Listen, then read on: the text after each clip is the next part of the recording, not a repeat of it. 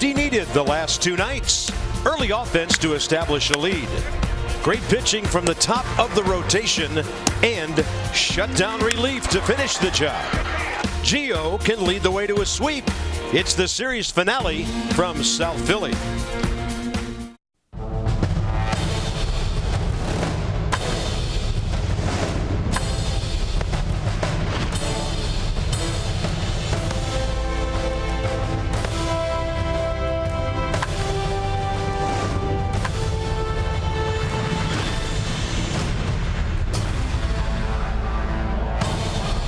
Welcome to Philadelphia, where the Nationals' dominance of the Phillies continued last night. Looking for a sweep. You know what? You'll need your programs in the next couple of days after all the September call-ups. For now, it's pretty much the regulars, the Nats and the Phils. And Washington gets great starting pitching a couple of days in a row. It kind of used to be the norm in baseball. Many years ago, starters would go deep. Not that way anymore. So we've got two guys in this club right now who are a little bit out of the ordinary right now. Yeah, a couple of good games back-to-back. I mean, the Phillies aren't the 27 Yankees, but still major league hitters. And if you're not on your A game against these guys, they can make you pay. But go back to Monday, Tanner Roark, 7 shutout innings, gave up just 4 hits, 5 strikeouts, 1 walk. He was on top of his game, did a nice job at the plate too. And then Max last night, we were all thinking it after 2. How many pitchers do you think no-hitter after 2 innings? We were all thinking it. So 8 innings, a couple of runs on 3 hits, 11 strikeouts for Max. So Tanner 7, Max 8, Gio 9 tonight? We'll see. Well, he is 9-9 on the season, and he's been dominant by his standards lately, winning a whole lot more than he's losing, and he is 8-6 career against the Phils. Yeah, I just like his work rate lately. He's getting it, he's going, he's pounding the strike zone, he's throwing strikes. He likes to pitch in this ballpark. So, hey, why not expect 9 out of Gio tonight? Pretty cool when you can hand the ball over to either your 8th inning guy or even right to the closer like Max Scherzer did last night. So Mark Melancon has already pitched in 15 games with the Nats. 7 for 7 in save situations. Hard to hit. Gets the double play ball. His guys playing great defense behind him. Now that's a closer right there.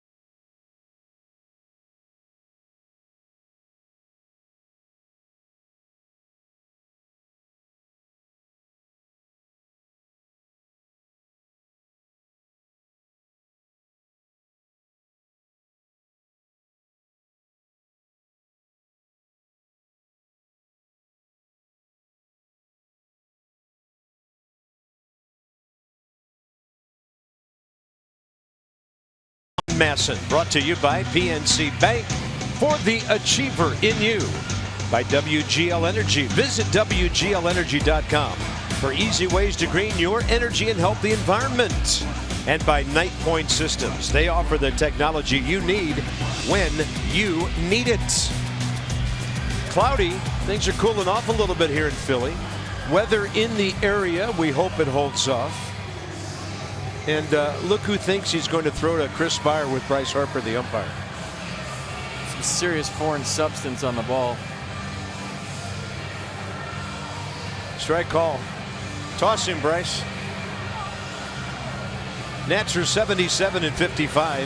A 9-game lead over the Mets, who again host the Marlins tonight. So it's cloudy skies right now. Chance of storms. Humidity up just a bit, but not that bad at 49. 88 degrees. Low 90s in Philly all day long. And the Nats trying to stay as hot as the weather. 7-1 in this ballpark this year. 13 of their last 17 in Philly. And a 10-4 advantage in the season series this year. Here's Dusty's lineup. The Nats are hitting .256, 7th in the league. They are 4th in runs, 3rd now in homers. The Mets leapfrogged the Nationals last night. Michael A. Taylor back in there, and before he went down, he had done pretty well. .275, hitting safely in 22 of those 25 starts with 17 runs scored. So a rare night off. Who thought we'd be saying that for Trey Turner? But he's not in the lineup tonight. All the regulars otherwise in there to face 26-year-old left-hander Adam Morgan. 0-1 career against the Nats, 6-15 overall. Yeah, last start of the 26th, 9-4 loss at New York. He went 5 innings. Get this, gave up 6 runs on 8 hits in just 5 innings. 8 strikeouts, a couple of walks. Fastball, slider, curveball change. Fastball averaging 91. He is 0-8 over his last 14 starts. Here's the defense for the Phils behind Adams, Morgan, Goodell, Herrera, Altair, the outfield. You have to say it that way. Galvis, Franco, left side. Hernandez, Joseph, right side. And the newest Philly, A.J. Ellis. Yeah, the former Dodger behind the plate, A.J. Ellis. Veteran guy who will settle down any kind of pitching staff. So we've got some game notes for you. Nats, Phils, Bryce at the bank. Just great career numbers in 34 ball games. Freddie Galvis, last 18 games, 5-12. But as I mentioned last night, his batting average is way down and his strikeouts are up. But he is hitting for some pop for the Phils. And Gio trying to make it 7 years in a row with at least 10 wins on the season. Making his 27th start tonight.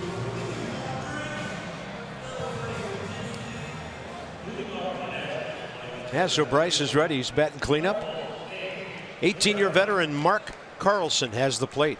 Brian Gorman, the crew chief, he's over at first. There he is. Quinn Wolcott, second base. Clint Fagan at third. Phillies at home, 30-35. The Nats on the road, 39-29. Play ball. Yeah, we're 3 minutes late. Let's go.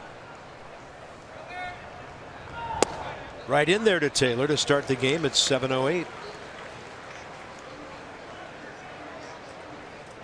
So Taylor overall at the big league level this year, .222. 12 steals in 15 attempts. Remember, he hit a leadoff homer in this ballpark earlier this year. And it's 0-2.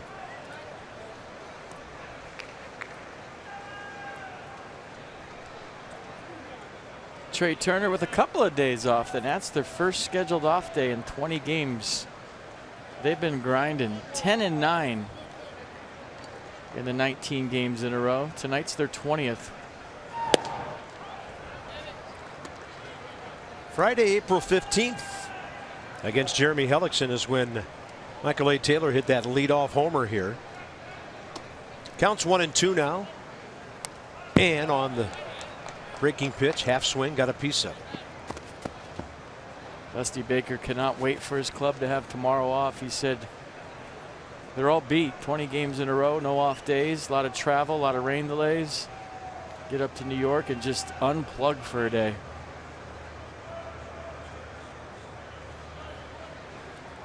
1-2 pitch. Off speed. Michael IDs it. 2-2.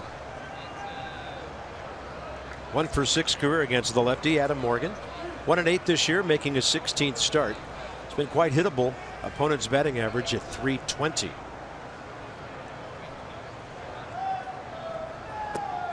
Good take, 3-2.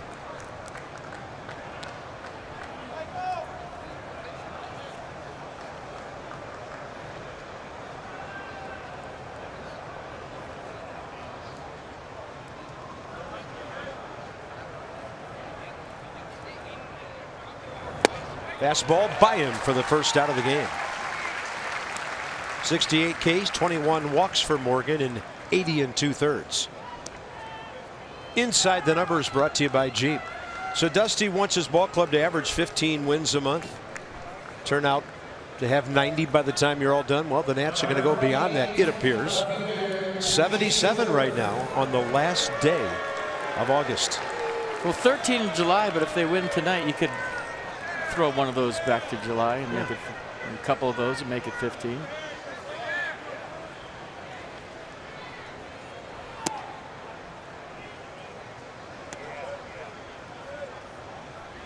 Two nights ago, Jason first at bat of the series at a home run. Since then, the Phillies have retired him 8 times in a row.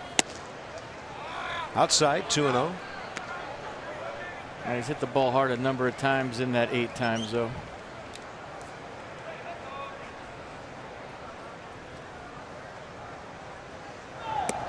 Change up. Yeah, he's feeling good up there. I talked to him today. And I wouldn't be surprised if you see a 3-0 green light right here, right now. In this yard, why not? Out of play, right side. Good hack.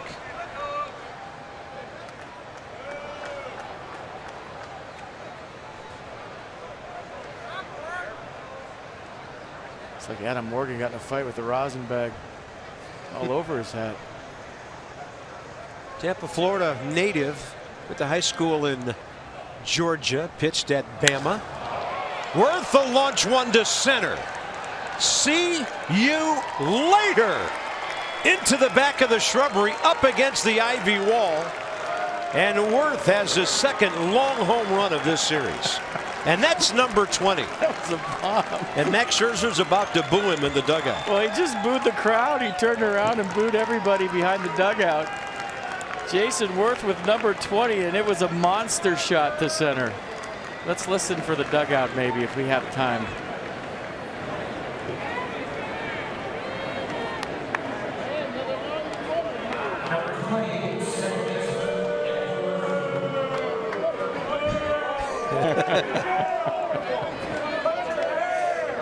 That was Anthony Rendon the other night that told him to get a haircut because some fan behind the on-deck circle was telling him all night, get a haircut. Strike called to Murphy. Where did that land, by the way? I lost it. Was it over the cameras in center? I had it over the shrubs and up against the bottom of the ivy wall back there. I was looking for it to bounce off the batter's eye, but it kept going. And Murphy gets jammed and pops it up. 2 outs.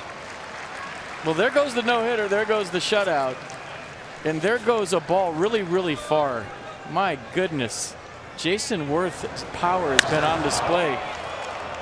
He didn't drop down to a knee on that one like he did the other night, but where does it land? Yeah, right up there in the camera well. Yeah, you're right. My goodness, that ball was hit.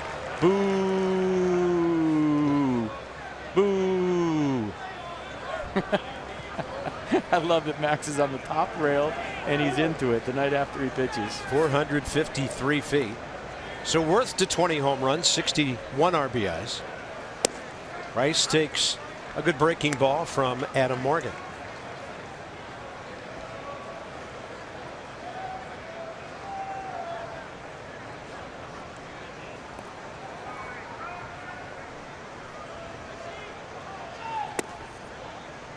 I mean, Jason's one of the few players in the history of baseball that can really say the older I get, the better I was. Or the older I got, the better I was. He is. I mean, did you think he'd hit 20 in the beginning of the season?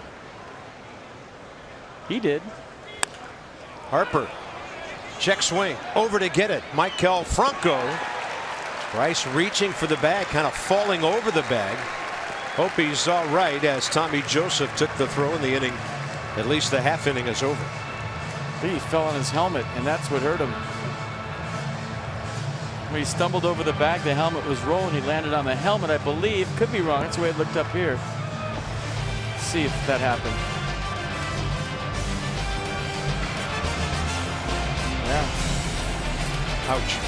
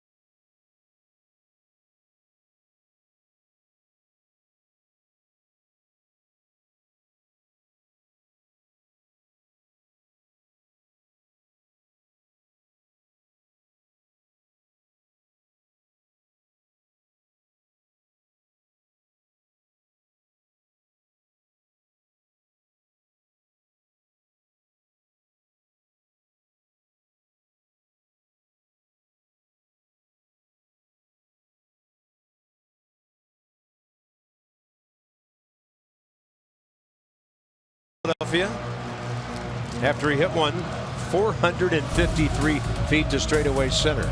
So in their lineup, we feature Maikel Franco, 12 game-winning RBIs, fifth most in the league, but he has really struggled since the All-Star break. Franco at 246. Nats have him 0 for 8 in this series, and he's 0 for his last 10.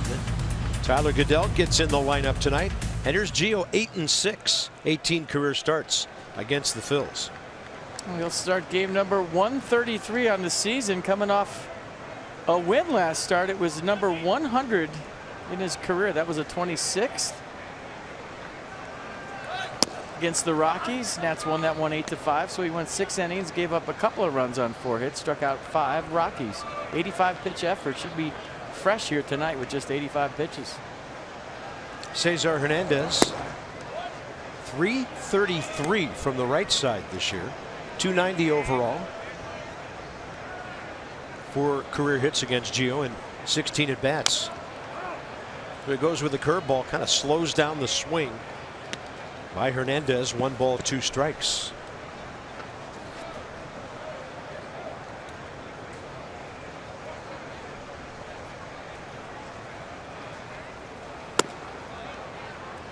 Well, shutdown innings are always important, but you know, when you've beat a team like the Nats have beat the Phillies in a couple in a row here, get you right back in the dugout. Great pitch. Curveball just diving into the dirt. We set the defense for the Nats tonight behind Gio. Michael A. Taylor in center. Trey Turner with the night off. The rest the same. Ryan Zimmerman back in there at first base.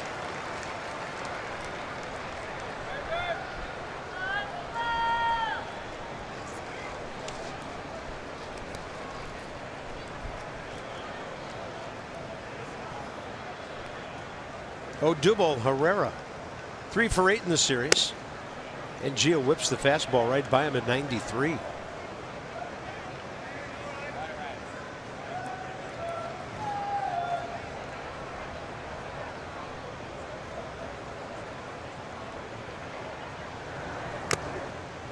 Coming out of his hand very well tonight. 0-2. Like the increase in tempo for Gio, the work rate, getting it and going. Keeping his defense engaged, keeping his ball club engaged. We always talk about how it keeps your defense on its toes, but if you work slow as a pitcher, you can lose run support because you're losing everybody. Yep. They're on defense just mind wandering, and then the focus for your at bat even goes when you stand out there too long.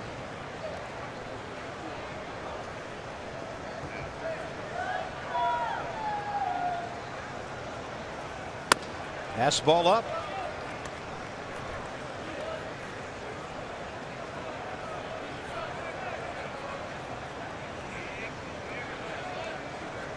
Herrera against Gio, 2 for 8 career.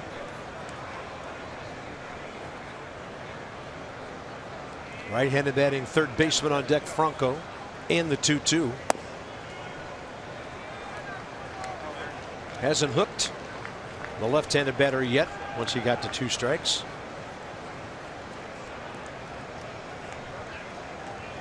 Could do it here, 3-2. Or just go fastball away. He will. That ball into left center. Michael A. Taylor over to get it. And Herrera with a good at bat. He's been the best Philly against the Nats in this series now. 4 for 9. Well, that was up there for a while. You're wondering if Michael A. Taylor was going to step in and try to catch it, but he decided to play it on a hop.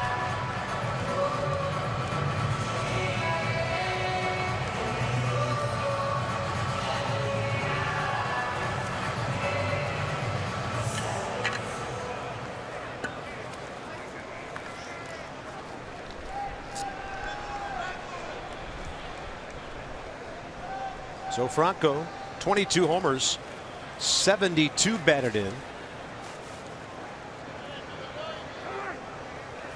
Herrera in the top 10 of the league in stolen bases.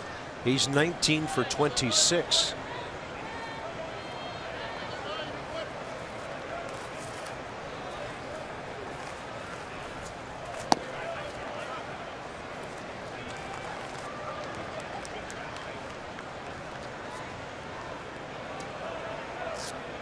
Big ground ball last night to end it, the double play. Mark Melancon doing a nice job once again.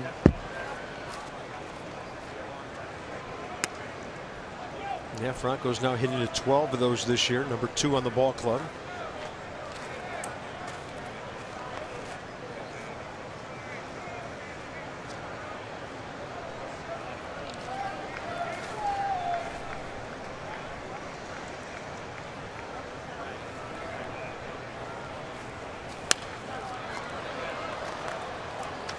Definitely a guy who could expand the zone on with 2 strikes. I mean, he's swinging. We've seen him enough this year, but you look at Gio career here at the bank.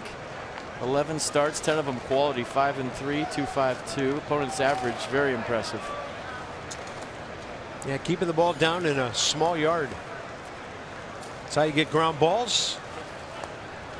Herrera short lead at first. Gio actually had him moving backwards, and then the double play out of order as the ball gets by Wilson Ramos.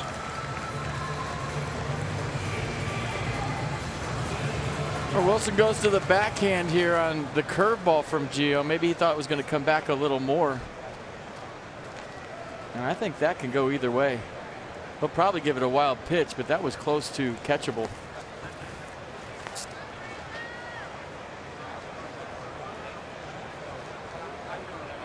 Tying runs at second with 1 out.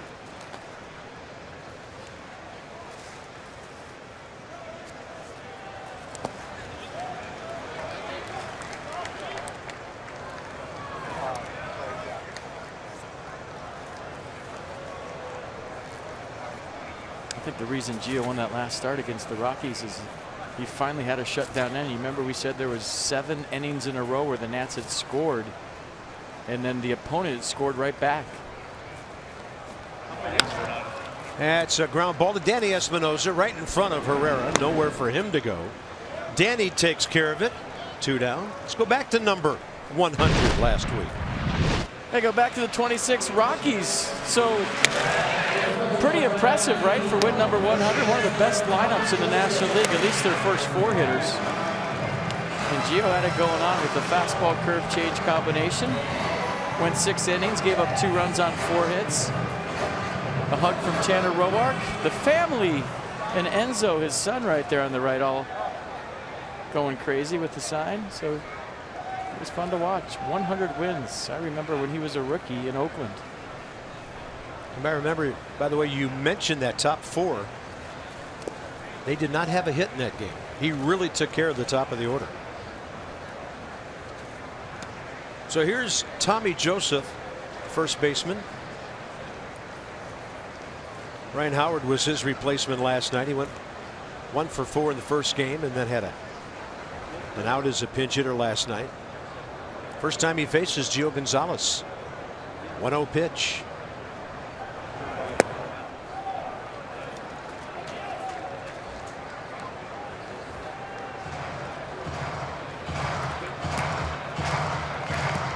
We got a base to play with. I know it's early, a 1-0 game, but you have 251-17 in the batter's box and 235 and 4 home runs in the on-deck circle.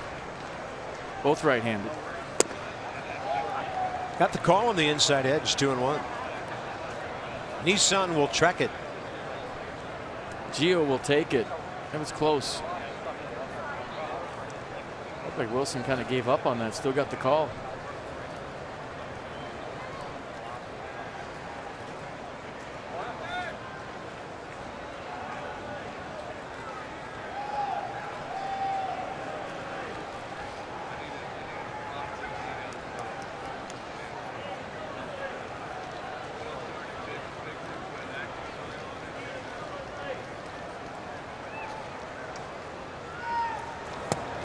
That's a great changeup. Counts back even 2-2.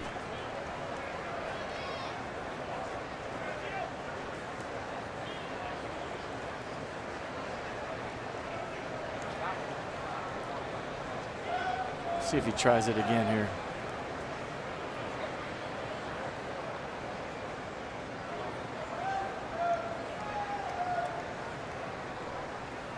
See, with the runner on second, that was 2 sequences. He went through one sequence, didn't like it. Maybe it was second sign, third sign, last sign. I don't know what they're using, but then he went through it again, and Gio finally stepped off. They couldn't agree. Buzzes him with the fastball. So from 86 to 93 for his second strikeout. Now there is a shutdown inning.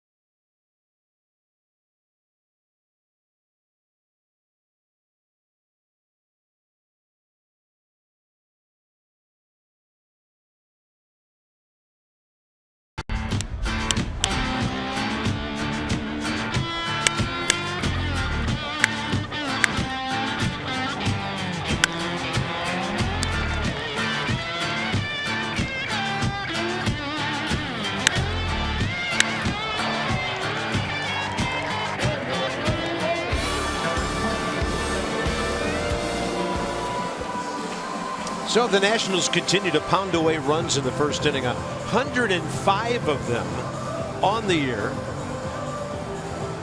And in this series, they've scored 5 first inning runs in the 3 games against the Phillies. It's brought to you by Jeep. So Anthony Rendon, followed by Wilson Ramos and Ryan Zimmerman, top of the second. First inning for Adam Morgan, 17 pitches, 10 strikes. I think you start your own coffee shop with those numbers in the first, don't you? Score early. Open 24 hours. Yeah, Nationals coffee.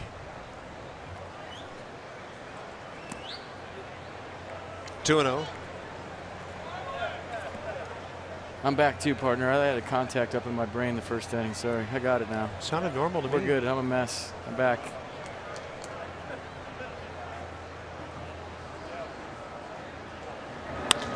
Rendon slams it to the left side for Maikel Franco. 3 straight since the home run for Adam Morgan. Wilson Ramos next.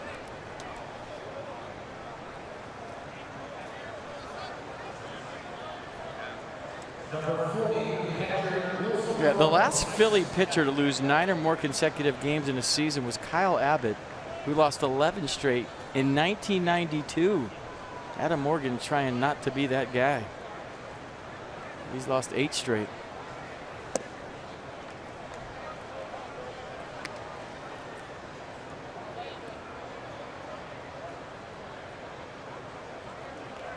Last 12 starts, he's received a total of 19 runs in support by his teammates.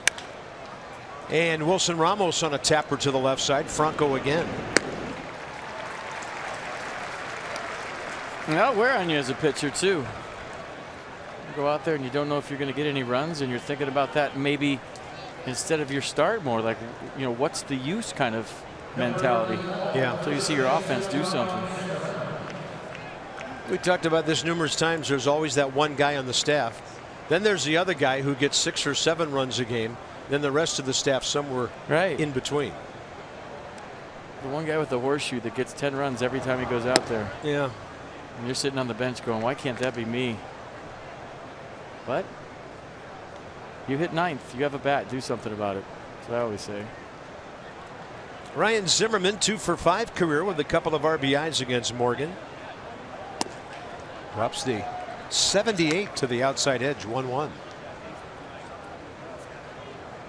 Nothing happening in the Marlins Mets game yet. They're in the top of the second, scoreless. And Jake Esch is making his major league debut for Miami tonight in a hostile ballpark. Cologne for the Mets. And that's a 1-2-3 for Morgan here in Philly on 3 quick ground ball outs.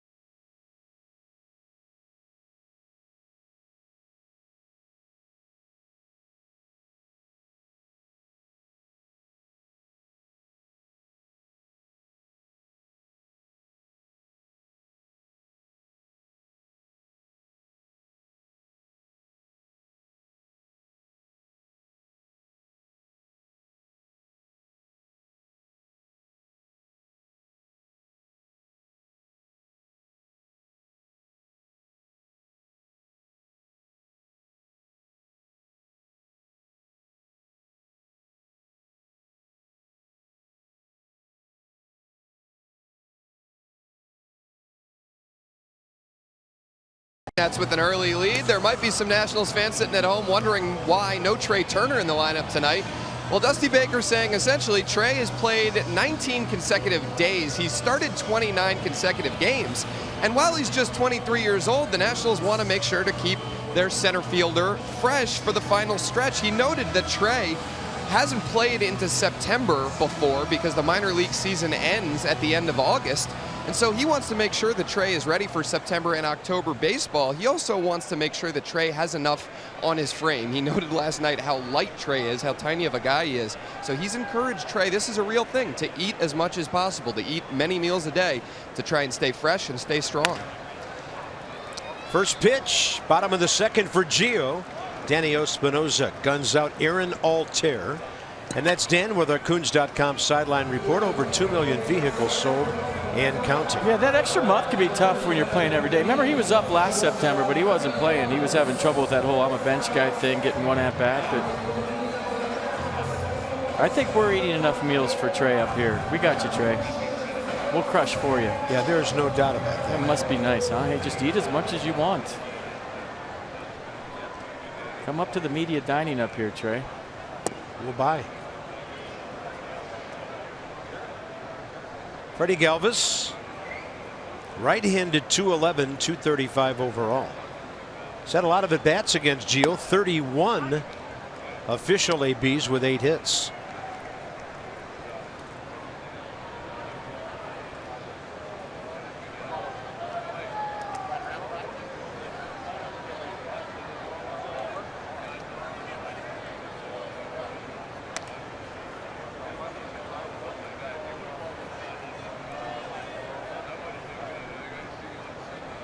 So a homer, 2 RBIs among those. 5 strikeouts, a walk. Gio humping up with that fastball again. Mixing things up very well so far. They broke up Max's no-hitter last year and broke up Max's no-hitter last night. He's a no-hitter breaker-upper.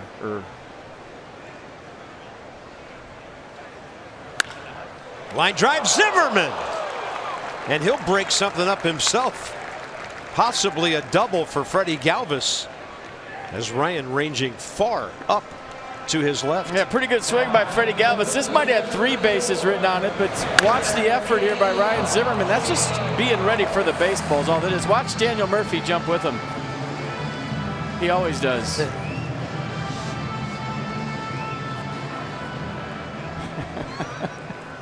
Hey, that's just part of being a good teammate. If you're jumping, I'm jumping. I mean, not off the cliff, but just for a line drive. Watch. I mean, he's so into it. I love it.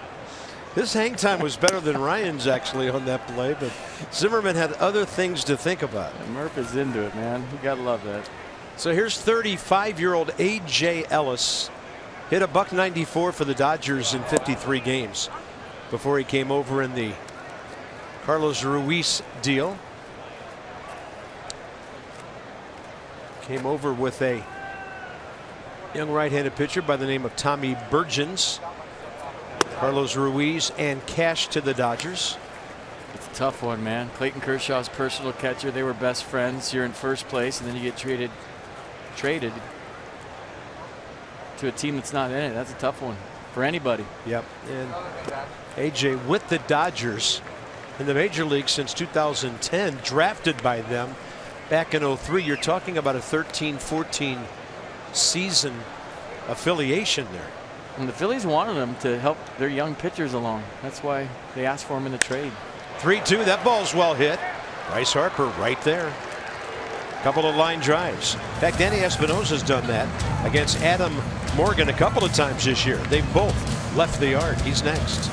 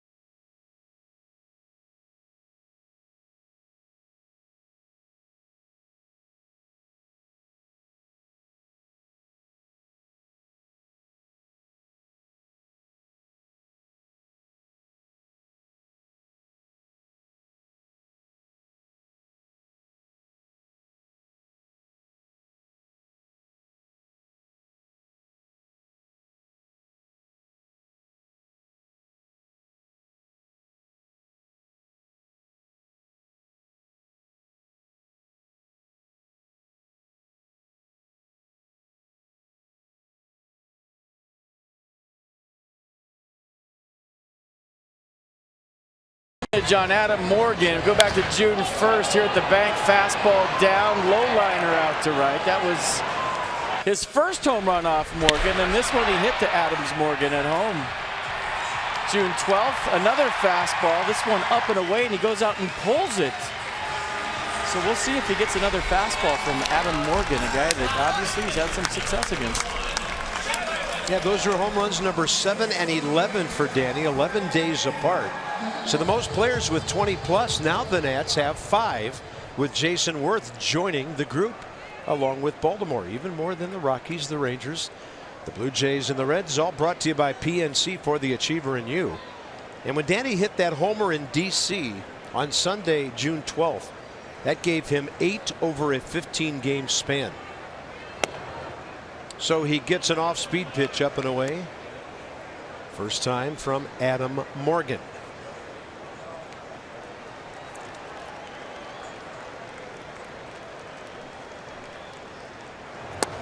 Off speed again. Yeah, you can get a pitcher on a fastball once and they could go to it again, but if you get them twice on the same pitch, you might see one, but I doubt it'll be a strike. And if it is, kind of shocked that he went to it again.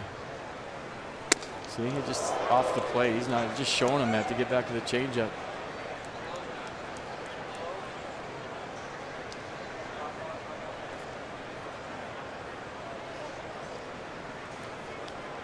Danny from the right side at 212.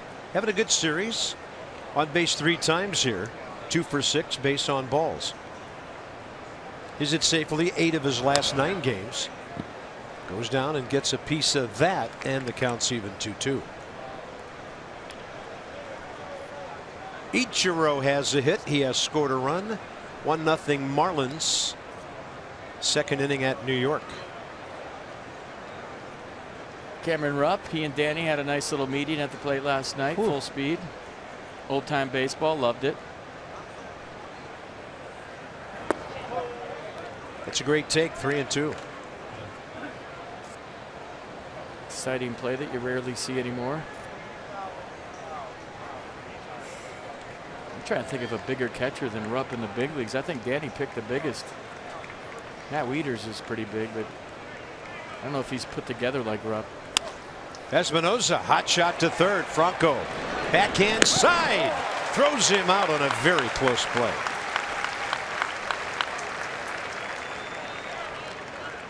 An indication of how fast Danny is from the right-handed batter's box. Yeah, he hit it hard, and it was still close at first. We talk about how quick this infield here in Philadelphia is, but Franco to the backhand side, strong throw. Look at him get right down there with the ground ball, look it right into his glove, stand up, and got a good arm. Here's Gio.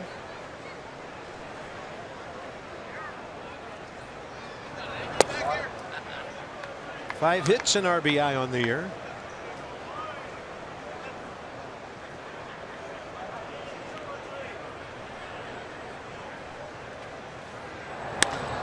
He gashes one up the middle, off the glove of Hernandez.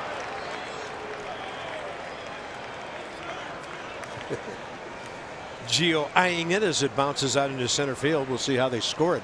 Ball extremely hard hit. Was it catchable? That's a base hit.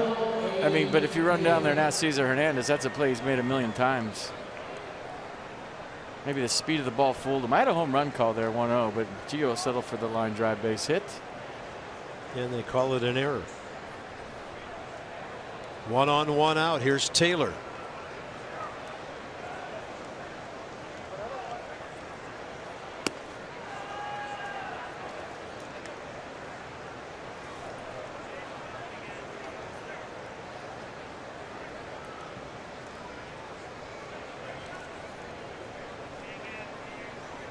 Nats go 1 for 9 first time around with the Worth monster home run, the only hit.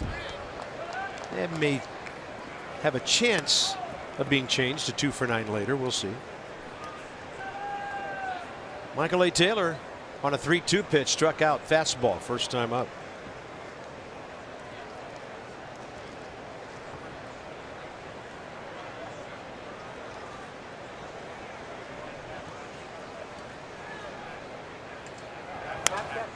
This one high in the air, right side for Hernandez. 2 outs. So rarely is a pitcher's hitter an error change because, you know, they don't care about their batting average. But what do you think right here? I mean, fully stretched a couple of steps to a backhand on a line drive. Should he have made the play? Yeah.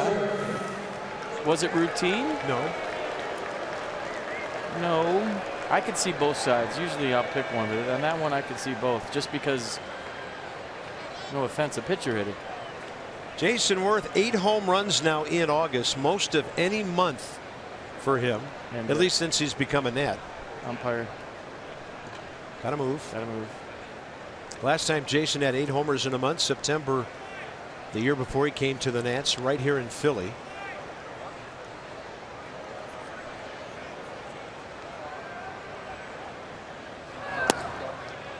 Morgan with a fastball missing away. I think I've been in DC too long officially.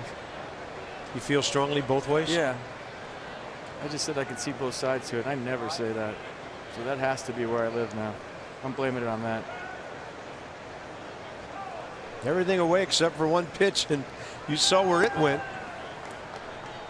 That was a breaking ball down and in, 2-0.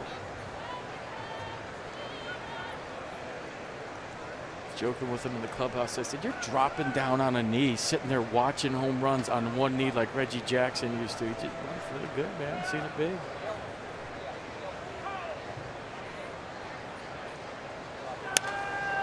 Quick bat.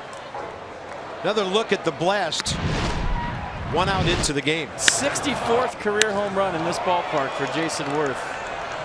Not too many times as a player could you watch one straightaway center or have your ace boo you as you come around the bases. Sound like a bunch of zombies down there. Stuff like that, that's what makes you miss it. Now against the Phillies, Worth now has 19 career home runs and 68 RBIs. So whatever uniform he's wearing, he likes to hit here.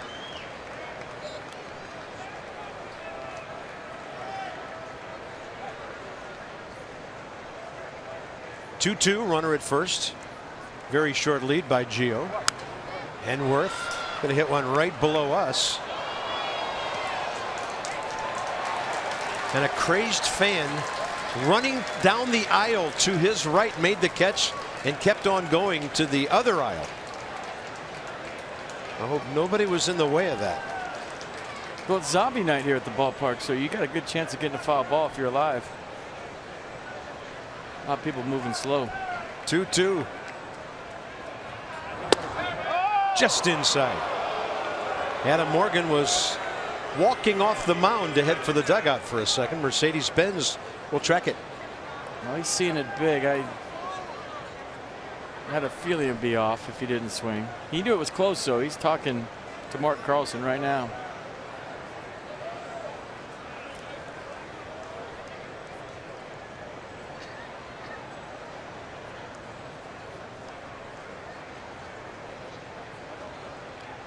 Three-two. Gio gets a head start.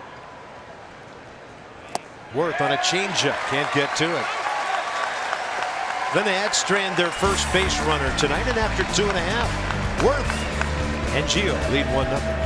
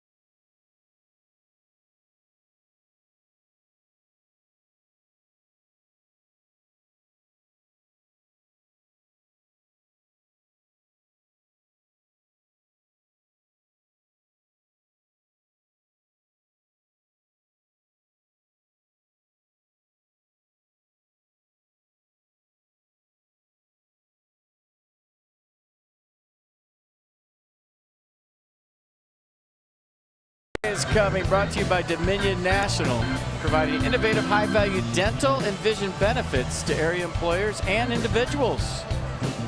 Friday's coming, smile. Yeah, it is hump day. 1-0 Nats, 1-1-0, 0-1-1 Phillies. The deadline is tonight. You Nats Plus members and season plan holders, so purchase your postseason strips right now. And if you renew for next year, you'll receive an extra postseason ticket offer. Log on to your Nationals Access account, contact your account rep, or email info@nationals.com and do that right now. It is the 31st.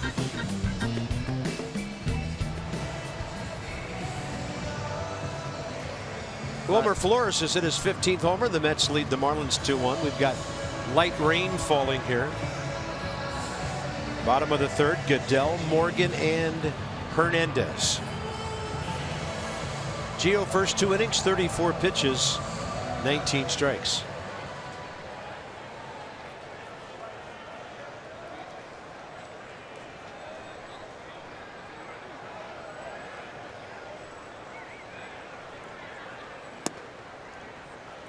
And if you ever wanted to start a forever young lineup, Trey Turner would bat first and Tyler Goodell would bat second.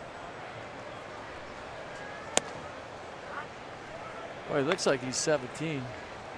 1 ball, 1 strike.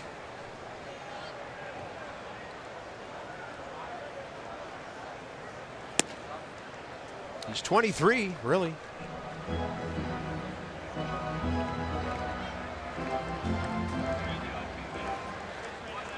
Younger brother of Eric, the Mets pitcher. And Gio on the leadoff man in front of the pitcher goes 3-1. Don't want to give them a chance to get a runner in scoring position by walking the number 8 man. Counts full.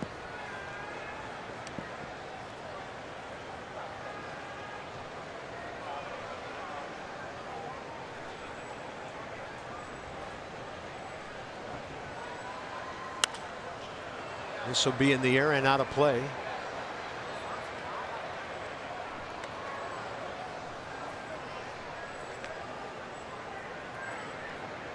Just a reminder, as you enjoy a cold one tonight, look forward to Miller Time later in tonight's baseball game. That is brought to you by Miller Lite.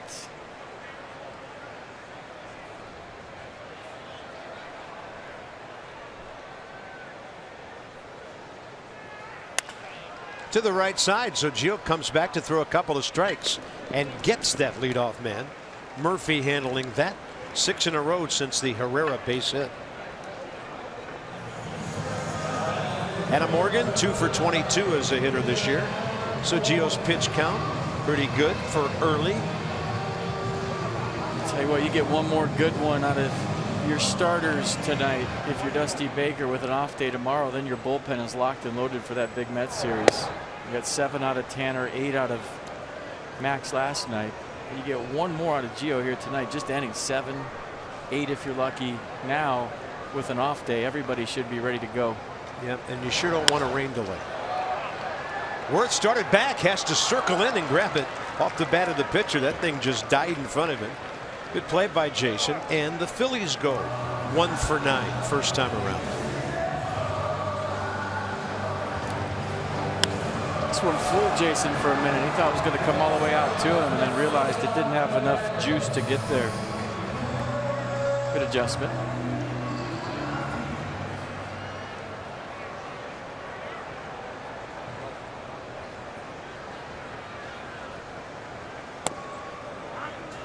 Nationals have walked Cesar Hernandez a couple of times in the series, but he is hitless against Washington pitching.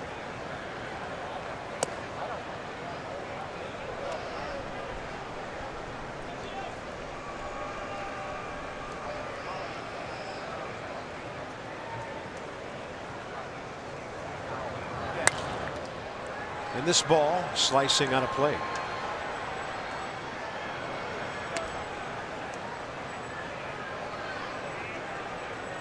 Right now the Nationals are 4 wins ahead of the Dodgers.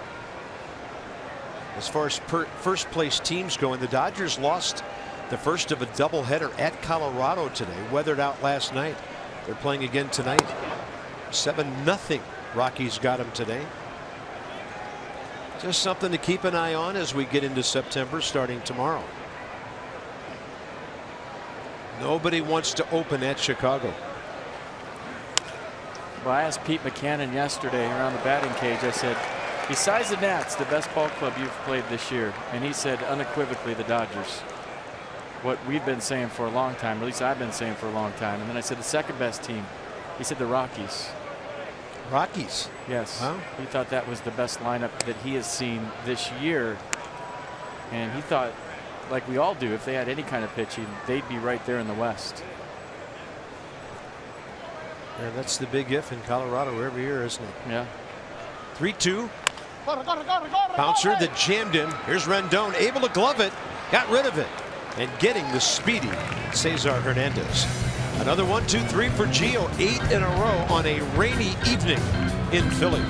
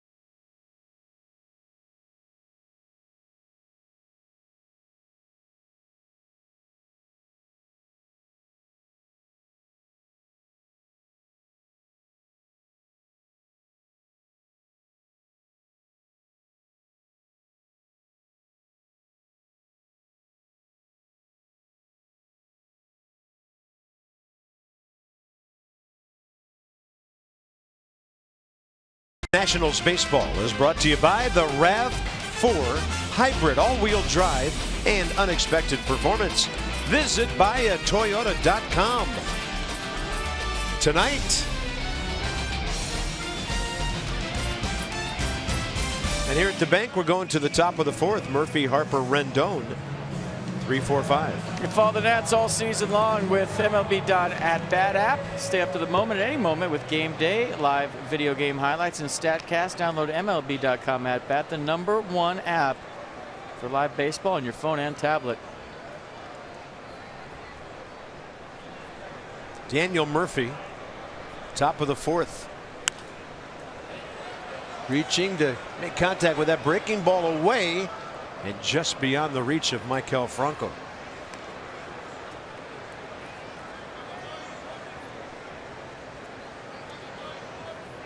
I use my MLB app every day to see things like the magic number at 22 right now. That's pretty low for the last day of August. He's using it. 0-1. Murphy to right. Aaron Altair in just a few steps. So ball game started 7:08. We're just into the 8 o'clock hour here in Philadelphia, where the Nationals are 7-1 this year, part of a 10-4 season series advantage over the Phils.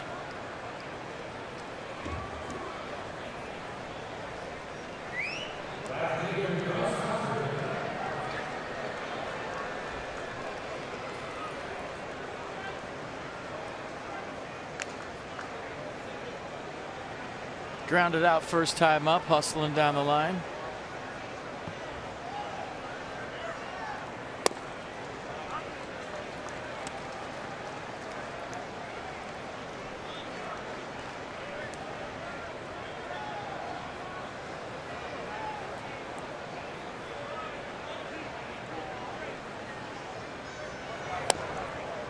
1-1.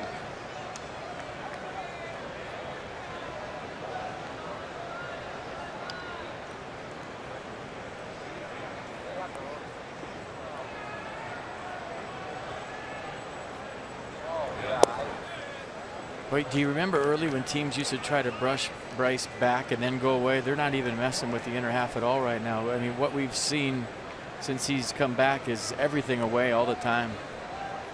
And he's done a nice job of adjusting to that. And a 2-1 pitch rolled to the right side for Hernandez.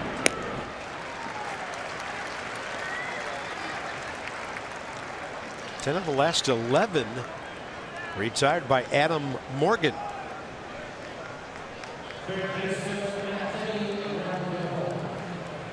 1-0 Nationals, top of the fourth, rain falling. Pitchers are keeping this thing on the move, and both have been very efficient. Gio, 8 consecutive batters set down, and 9 of his first 10.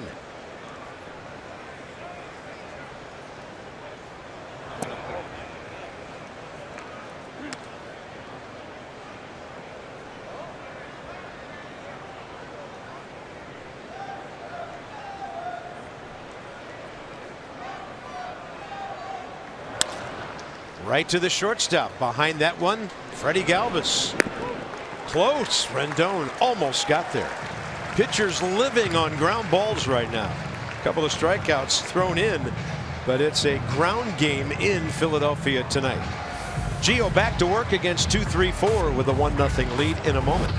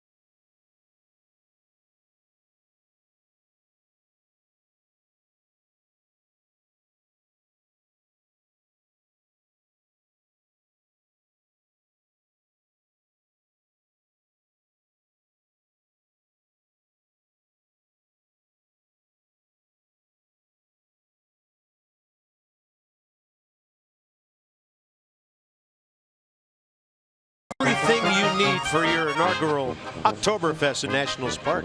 September 10th, when the Nats and the Phils get together. Tanner Roark and Blake Trinan will be there. And the first 20,000 fans, 21 and up, will receive a Nationals beer stein presented by Budweiser. For all the details, nationals.com/Oktoberfest. And that's with a K. Trinan-Hosen. Blake said he doesn't mind that thing being on TV, but he doesn't want to see it on the big screen at the ballpark anymore. Yeah, can you blame him? Sometimes you have to learn how to say no as a major leaguer. You just can't. I mean, you just can't be the nicest guy in the clubhouse always, because that's who they're going to come up and ask. You think they asked Jason Worth to do that one? No. 1 ball, 1 strike to Odubel Herrera. Base hit to left center first time. And a ball that hit just to the right and in front of Michael A. Taylor. I don't think Michael could have made that play. Ball was really well hit. Had a little slice on it. That one slicing to the screen. 1 ball, 2 strikes. Gio first 3 innings, 50 pitches, 28 in the zone.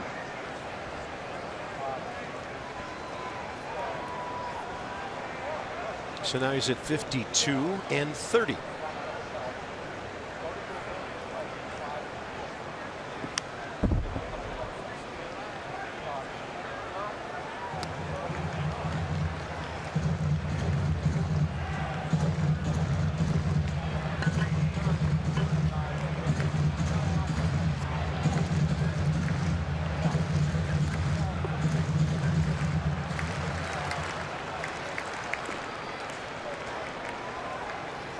1-2 breaking ball.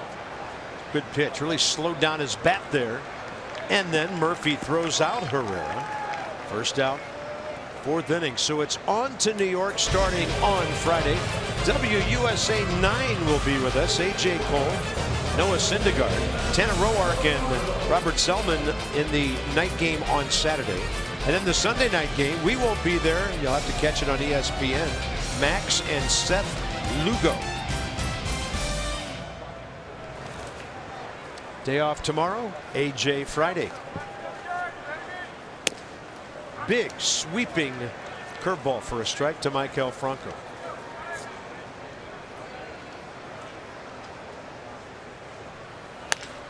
He rips it, and Zimmerman takes another hit away.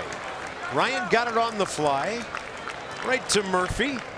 2 down, and Ryan having a great reaction night on the right side. We talk about this late in the season in your own division. You know where to stand against everybody. The scouting is so precise because of all the games. Look how far off the line Ryan is. I mean, tons of room from his glove to the bag or the line, but he knows that Franco doesn't hit it there. That's what the report says. So you have Murphy up the middle and Ryan basically playing second base right there into the nice play. There's Tommy Joseph, struck out looking first time. One of Gio's 2 strikeouts in the first inning. None since, and that's just fine.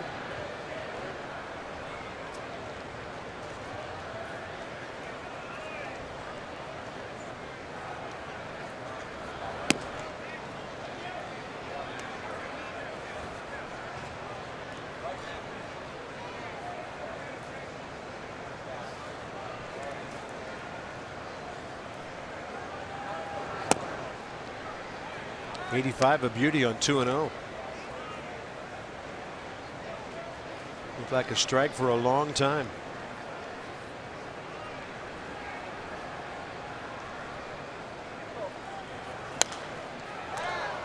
Well, that's the adjustment Max Scherzer had to make last night. He realized the Phillies were coming out in ambush mode trying to get that first heater. So he and Mike Maddox and Wilson Ramos said, hey, let's start throwing some first pitch curveballs, sliders, and changeups to get him off your fastball. And that's what allowed him to go 8 and get so deep into that ball game. In-game adjustments. Now, the game plan isn't always written in stone. You can adjust it on the fly based on what the other team is doing to you, and they did that perfectly last night.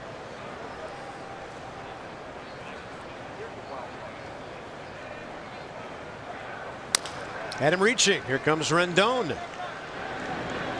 Gio Gonzalez, 11 straight. This one to the 5th. And on the Worth homer, 1-0 Nats.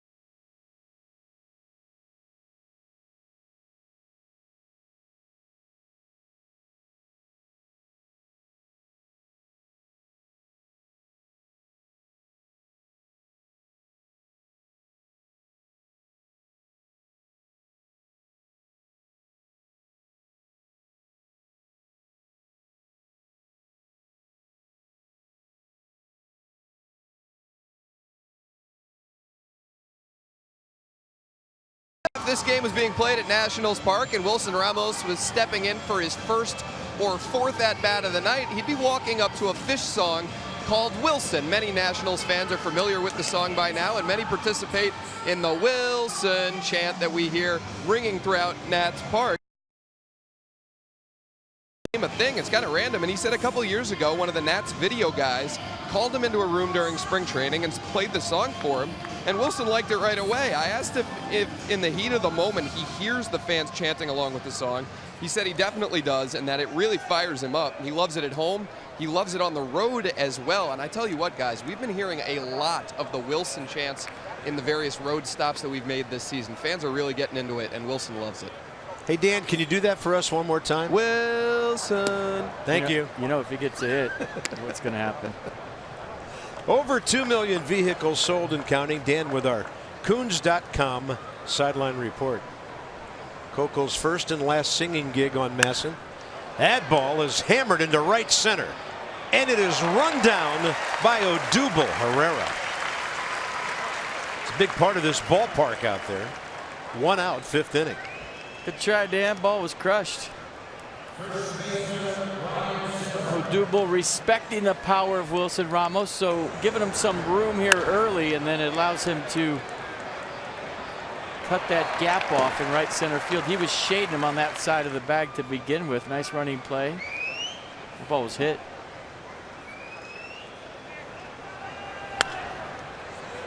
Going up there hacking Ryan Zimmerman.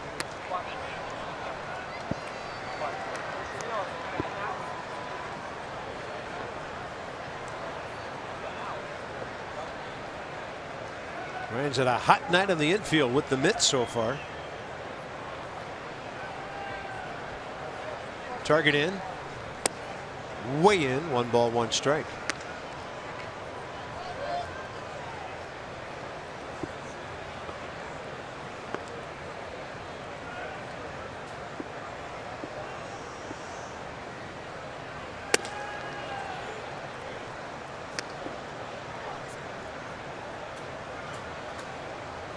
Morgan doing a nice job of pitching inside with the fastball, then dropping the changeup on the other side, or the fastball on the other side after that. Third base side, and it goes foul. So fastball in, leaning back, changeup away. And then I talked about it at length last night. If you're watching baseball at home, count the number of times that a pitcher throws fastballs in back to hitters nowadays. It doesn't happen. Usually if one pitch is on one side, the next pitch is on the other side. And I don't know if it's just because they're worried about maybe he's looking in there after throwing one, but back in the day, pitchers used to double up, triple up with fastballs inside if they felt like that was your hole. 3-2. They'll double up on fastballs away, but rarely on heaters in.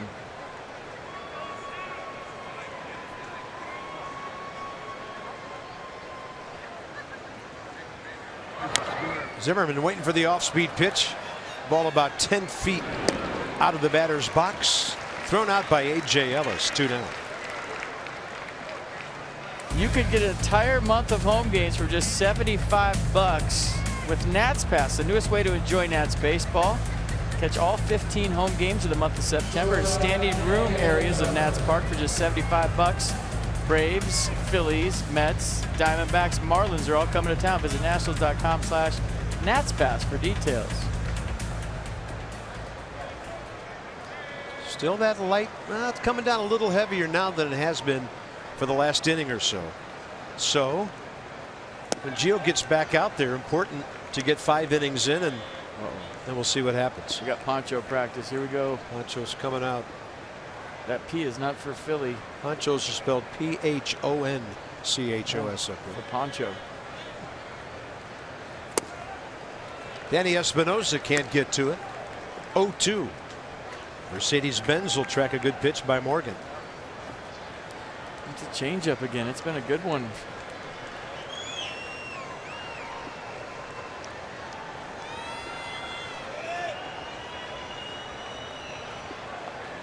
Yeah, we can kind of hear the rain slapping against some of the empty seats here now. 1 ball and 2 strikes in the top of the 5th. Phillies will have 5, 6, 7 due up. That's a Poncho veteran in the background. Look at him, just all calm. I got this. Boom. He read the directions. When panic sets in, everybody's in trouble. Well, that's when you can asphyxiate. You know, can't find the head or the arms. She's got it. No problem. You remember that guy last year? He was. Woo. And now back to the action. Housing that cheeseburger. She's got it. Didn't miss a bite.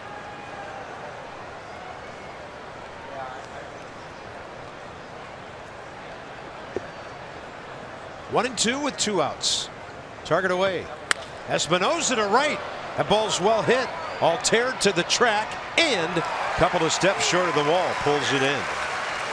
Now 4.5 in the book. The Nats with Gonzalez back to the mound.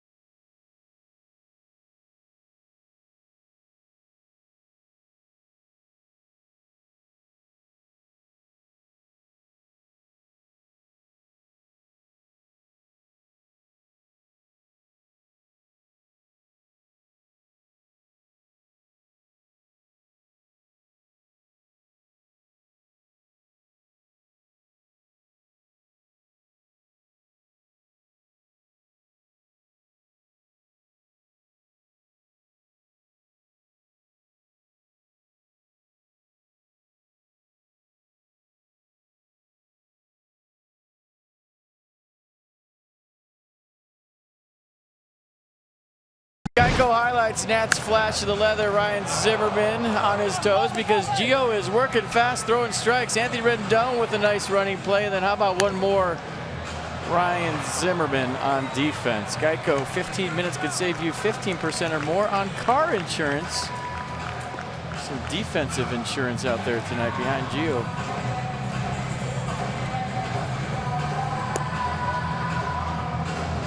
Yeah, rain falling harder, so we go bottom 5. Aaron Altair, Freddie Galvis, A.J. Ellis for the Phillies. These pitchers only given up 1 hit. Gio at 63 pitches, threw 5. Adam Morgan at 64.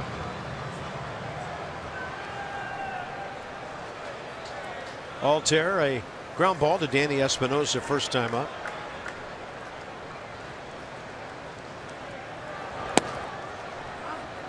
.90 to the outside edge.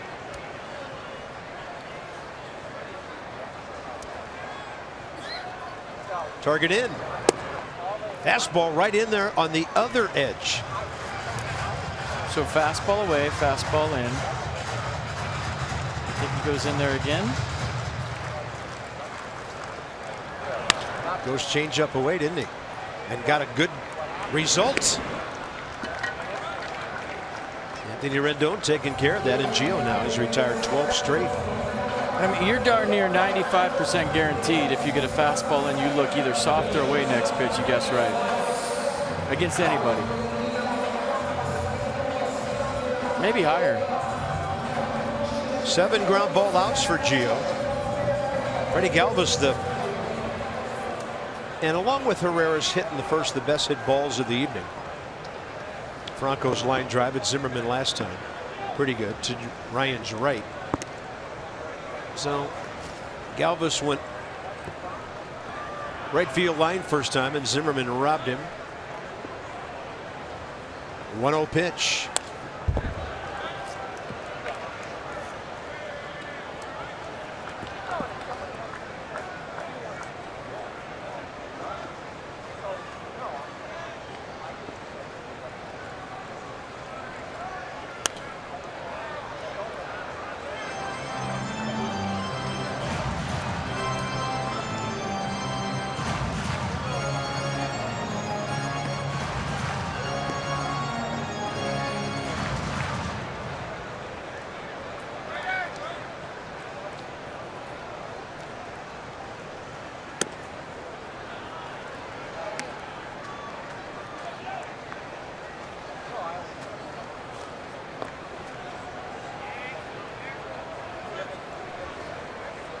2-2 with 1 out.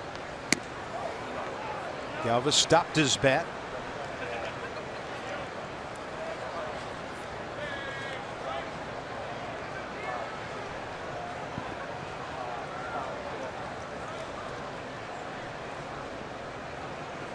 And the 3-2 high in the air, deep left center. Worth can only watch it, and Freddie Galvis ties the game in the bottom of the 5th. It's his 15th.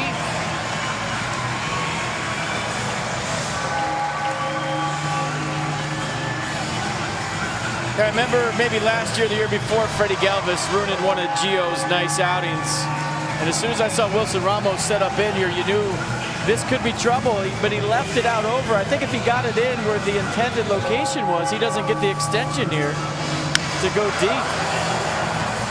Freddie Galvis has sneaky pop, his 15th of the year. Yes, he does. And he also had the winning hit in the 10th inning on April 17th when the Phillies got 2 in the 10th to walk off Papelbon in the Nats. So he's a real nemesis for our ball club. Freddie Galvis, RBI number 54 to go with that 15th home run. He's hit it hard twice tonight. Here's A.J. Ellis, the catcher.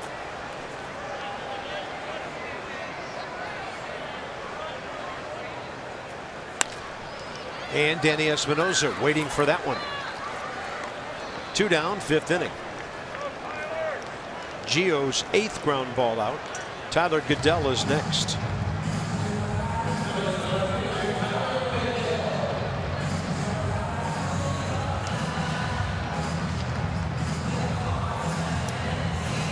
Freddie Galvis before this year had 20 career home runs in parts of 4 seasons. A high of 7 last year. He's gone way beyond that. I just think if he cuts down on his strikeouts a little bit, maybe learns a better 2-strike approach. 108 strikeouts this year for Galvis. That 235 climbs up to 260, 270.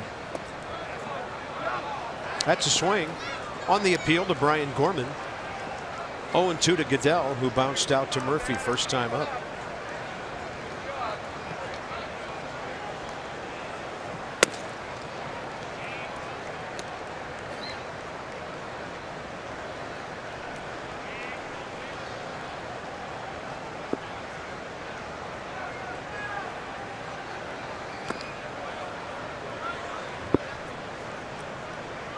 Back even 2-2. Gio has given up his 17th homer of the year in 153 innings.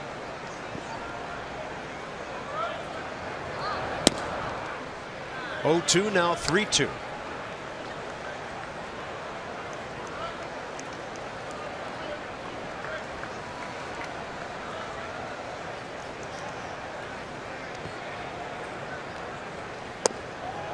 Close.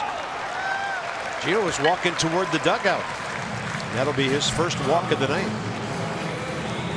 Well, 3-2 pitch down and in. Looked like a cut changeup at 85. That ball has movement toward the inner half of the plate at 85.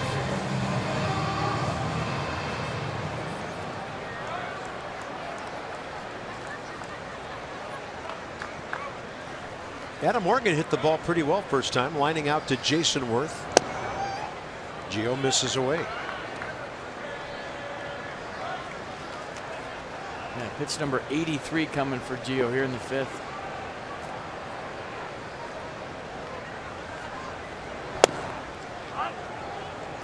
Still working quickly.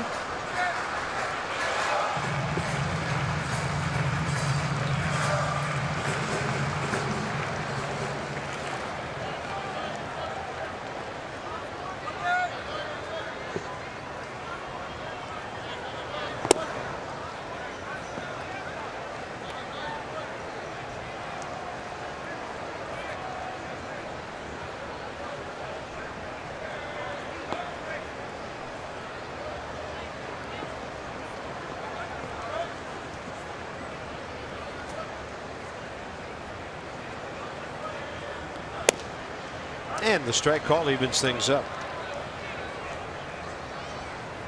If you can call that one, stay out there all night.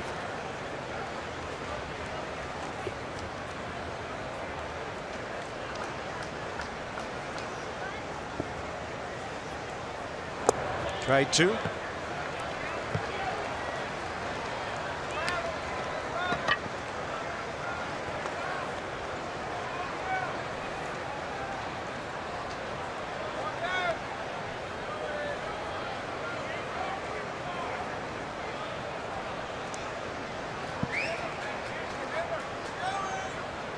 With the runner on the move, a swing and a miss. 5th inning over, but Freddie Galvis lifts one into the seats in left center to tie it at 1.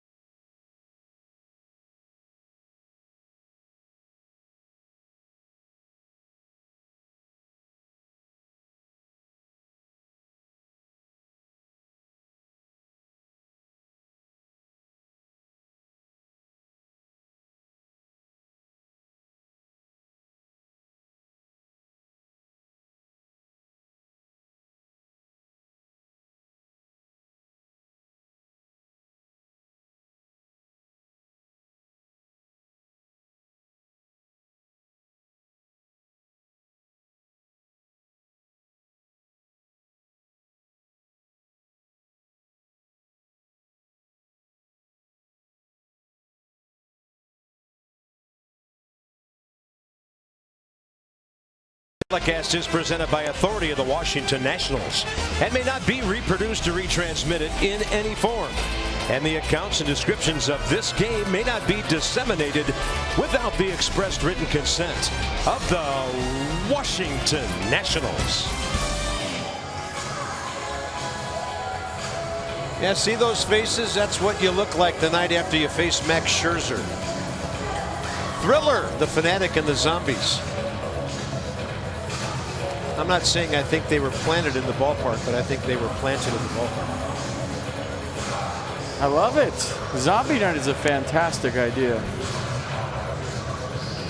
Greater coverage of baseball brought to you by T-Mobile. Look around baseball where Chris Bryant, he doesn't need the friendly confines to hit 35 home runs, 20 on the road.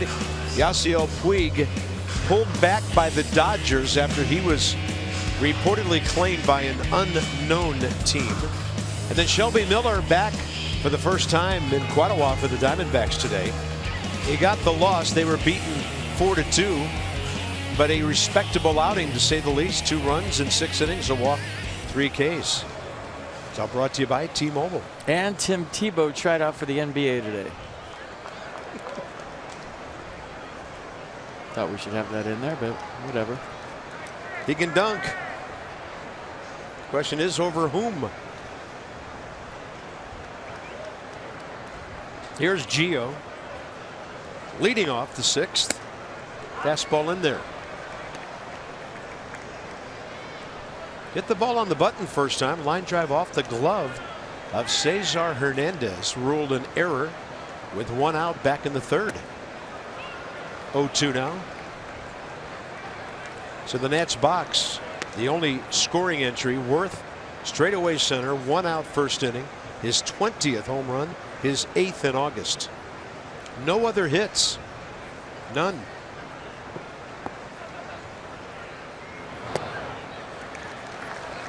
Strikeout number 3 for Adam Morgan.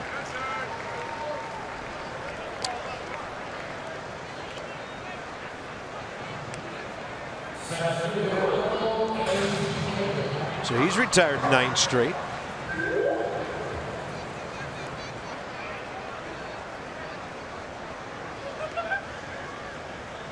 And 15 of the last 16 since the Worth home run. Top of the order, Michael A. Taylor, Jason Worth.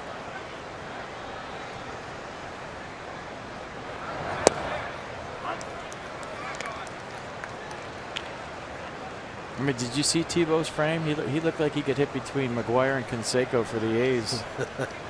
Yeah. He looked like a Bash brother. You don't see guys that look like that in Major League Baseball anymore.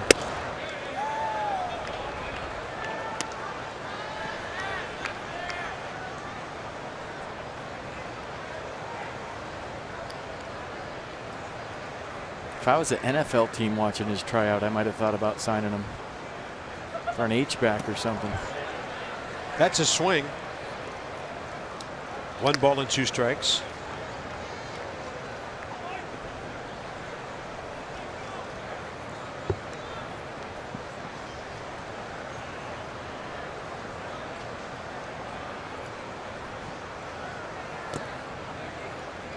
And I think if you asked a lot of players, they would tell you off the record there's no shot that he makes it to the big leagues.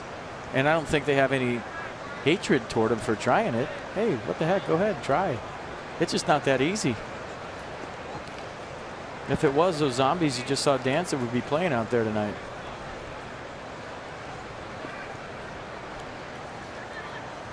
Two. Off-speed pitch. Michael A. is 0 for 3. 2 outs in the 6. Our man on the street, or in the clubhouse, Dan, did talk to some guys. Yeah, Bob, essentially the guys said what FP thought they might have said, which is that they don't really hold anything against Tim Tebow for trying to change sports to become a big league ball player, and they don't hold anything against him for using his celebrity status to get the workout in front of the scouts that he did yesterday. They also noted how difficult and challenging it will be for Tebow to make that transition at this age. A couple of them telling me that they think there's no chance of him eventually reaching the big leagues, but no kind of ill wishes against him for trying. All right.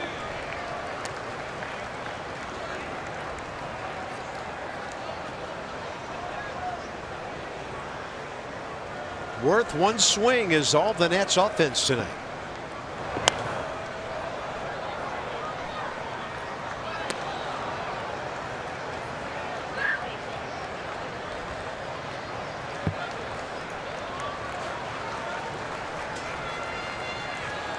As usual, it's going to be at least 5 pitches per at bat tonight.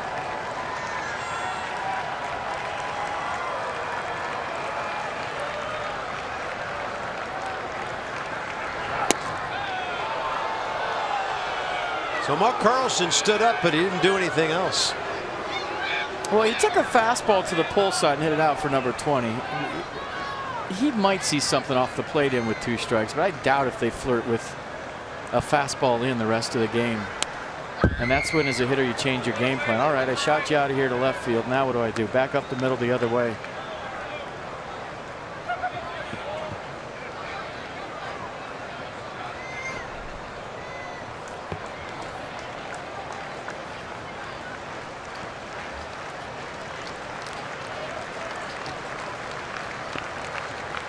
Little glance to the other side of the field there as he took some of his practice swings. Gets around that one and bounces to Franco. And that's it for the Nats. 11 straight now for Morgan in a 1-1 game.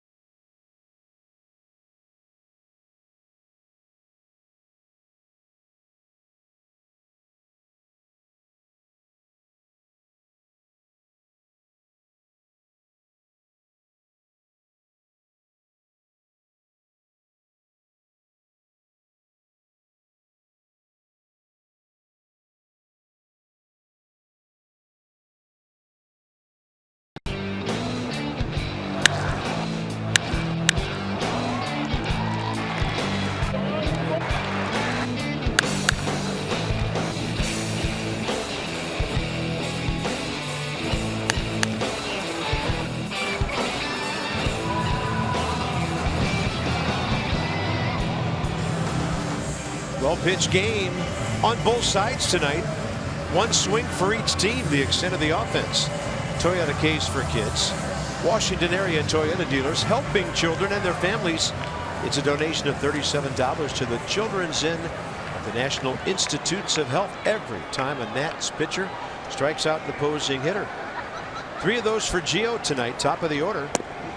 Bottom 6, Cesar Hernandez. So Gio went from the first until the last out of the 5th. Nah, he's pitching great, and he's pitched great a couple of starts against the Phillies this year with a 1.35 ERA. The only problem in those 2 starts before tonight, he's only received 1 run of support total in those 2 starts. So you know what he's thinking out there. I need some runs. Jason Worth with the only run tonight on his 20th homer.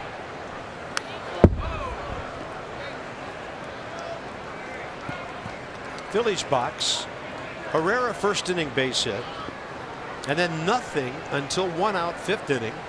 Freddie Galvis batting right-handed went deep. Goodell walked. Gio struck out Morgan to take care of that inning. So he had retired 12 in a row before the homer, and Morgan's at 11 right now. That ball well hit to right. Bryce Harper just to his right. First out, 6th inning. The Braves are coming to town Monday, September 5th, 6th, and 7th. 405-705-705. It's their last trip to the ballpark this year. 10-game homestand. All the NL East rivals are coming to town. Visit nationals.com/tickets for details. Phillies will follow the Braves for 4, and then the Mets for 3.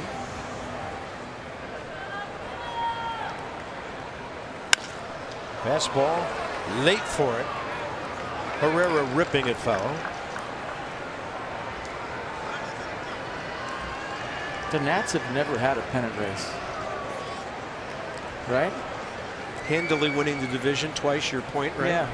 There's never been these nail-biter games, and Nats fans have never had the opportunity, I guess is the word, to experience some intense September baseball. I mean, you never know. There's a long way to go. Who knows what happens this year? Stranger things have happened. The Mets are playing a lot better, but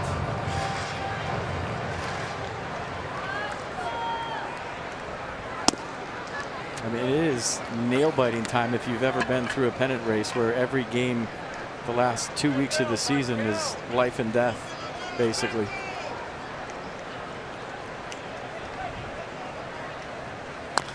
I asked the Giants about that. As Nationals broadcasters, we've never said Nationals baseball is torture, right? Like Kuiper and Kruko have out there, because that's the way they've rolled often. And rolled right through the playoffs after that. There's the 2 teams chasing your ball club. But I think it's fun. I mean, it's nerve-wracking, but it's fun. That's what baseball is all about. Packing the yard, everybody living and dying with every pitch. I'm not saying I'm hoping for it this year, but I'm hoping that as a fan base, one time you get to experience it, because there's nothing like it. There really isn't. I just think it's hard when you win a division by 10 or 15 games to all of a sudden put it in gear again. Play in front of a packed house with loud fans and every pitch is intense. That's hard to do. So Blake Trinan, as Gio's pitch count is on the way to 100. High fastball. Herrera no chance of reaching that. 4th K, and now it's Gio and Franco. Climbing the ladder, everything away. It looked like he was kind of diving out there and had to stand up and try to get on top of the fastball. And maybe thinking about off speed because he was late.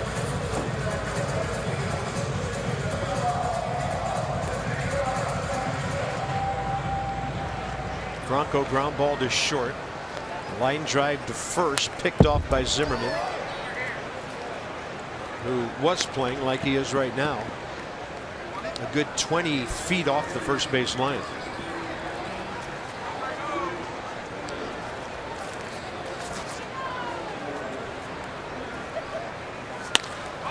Right side, and Murphy stationed up the middle. Gio Gonzalez, another 1-2-3 inning. Murphy, Harper, and Rendon straight ahead. 1-1. This one into the 7th.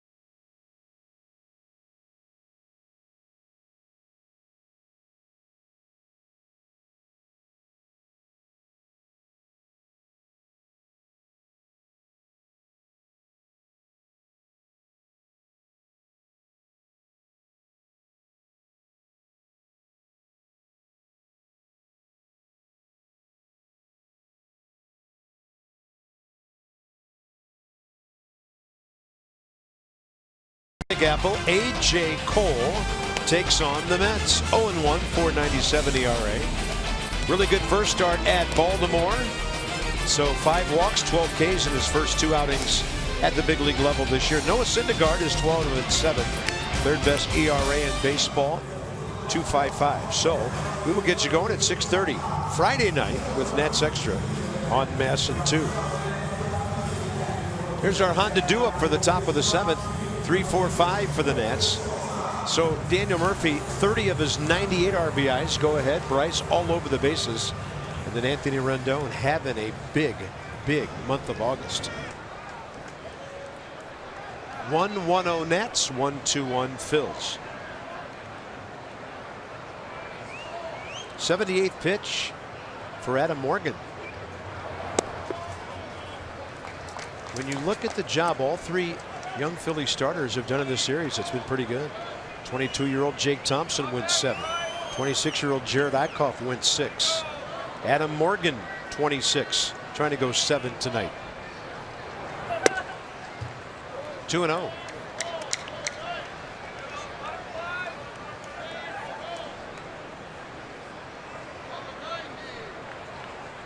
Maybe A.J. Ellis has had some effect on Morgan here tonight because he's coming off a rough one. I mean, his ERA in May was 6.93. His ERA in June was 6.28. His ERA in July was 7.88. And in August it's 5.79. But he is really gelling with his newest teammate here tonight. Well, remember Pudge and some of our young pitchers? Pudge Rodriguez was brought over and he did a great job with some of the young Nationals arms at that time. Well, if I'm Morgan, I'm saying, hey, this guy caught Clayton Kershaw every time out. I'm listening to whatever he says tonight. If he puts down a finger, I'm throwing it. Yeah, good call. Swing and a miss by Murphy. 3-2. It's almost like we're amazed when Daniel ever swings and doesn't get some kind of contact.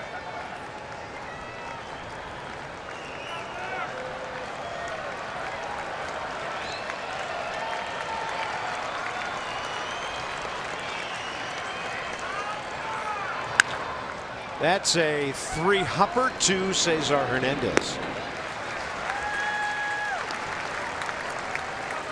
The Peanuts finally finished their 2016 regular season at the Fitz with an extended Labor Day weekend. That's September 2nd through the 5th. Highlights include presidential election at the Fitz with Trump and Clinton bobbleheads.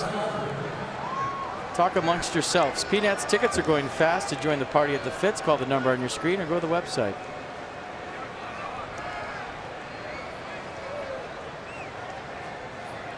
Harper 0 for 2. Debate, fight among yourselves, whatever. I ain't getting in the middle of that one. You could have it. I'm a baseball guy. Minor league ballparks the most unique promotions anywhere, any sport, any level. What party are you affiliated with? Baseball. Boom. 1-1.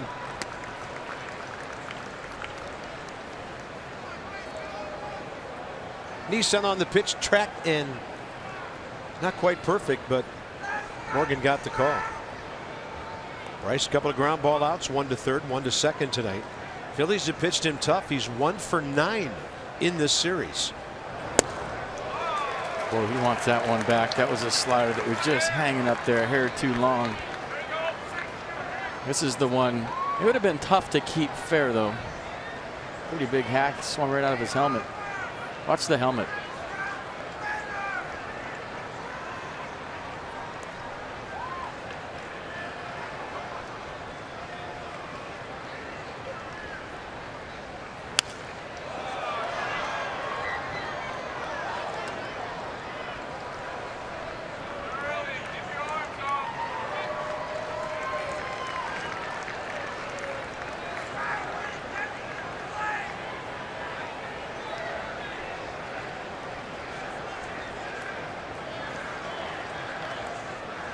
One and two to Harper.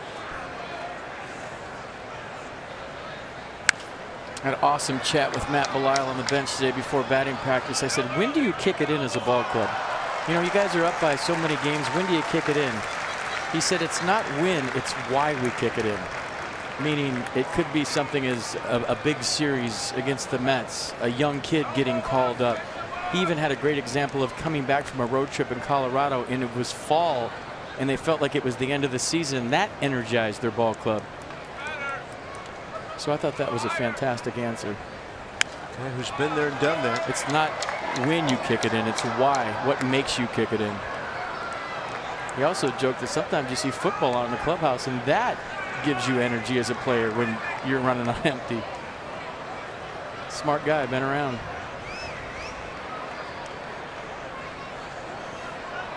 One of the best gentlemen you'll ever meet in this game. 1 and 2. Nice hanging in there as Morgan continues to work away.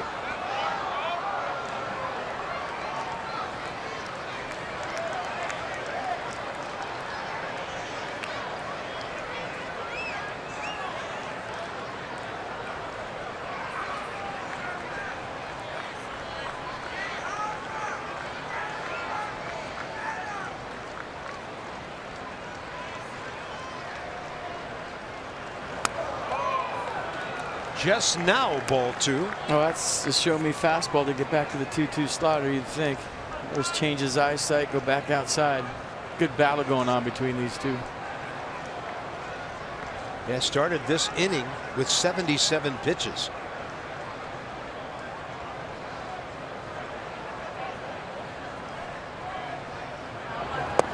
Finally gets Bryce Harper on a ball diving down and away.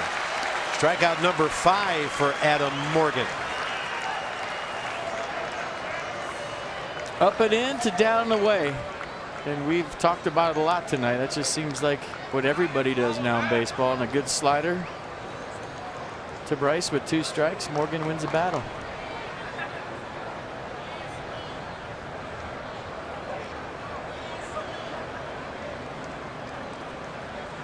Anthony Rendon has pulled 2 ground balls, 0 for 2.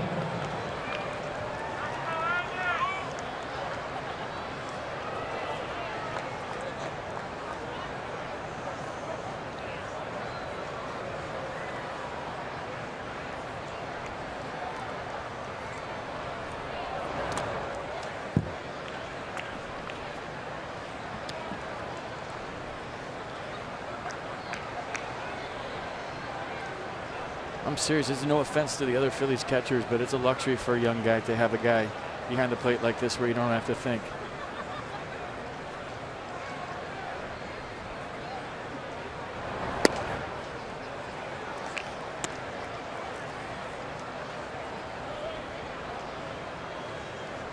Take that out of the equation, just pitch. Let him be the control tower. 2-0 pitch.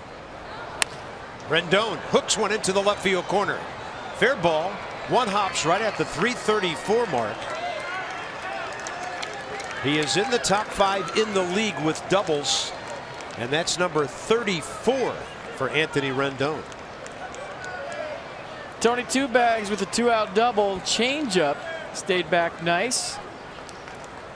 Long enough at least to pull it down the left field corner, barreled the baseball, and that's in business. Just their second hit of the night right there.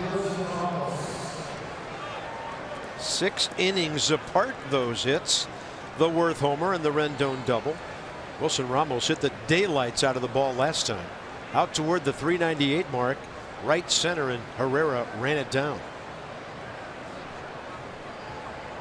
Visit here now from pitching coach Bob McClure. Well, you can say be careful of Ramos. You know, you got 313, 20, and 70 in the box, and Ryan Zimmerman, who's not been Ryan Zimmerman lately, on deck.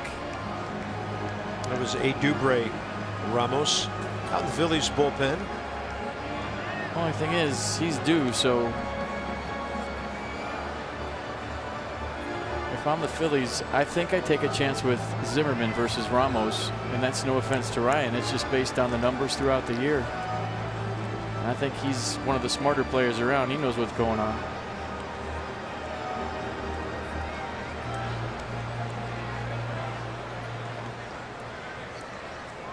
Wilson in this series 2 for 10, 1 RBI.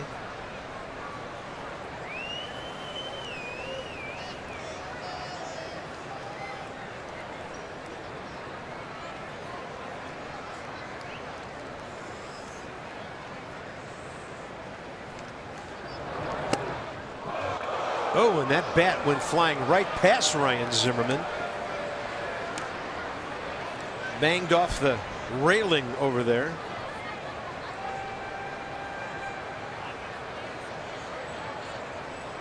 I mean, this is up and it's right down the middle. That's the last place they want to throw this pitch to Wilson Ramos as he lets go of the bat. It did almost hit Ryan Zimmerman. A changeup in his eyes.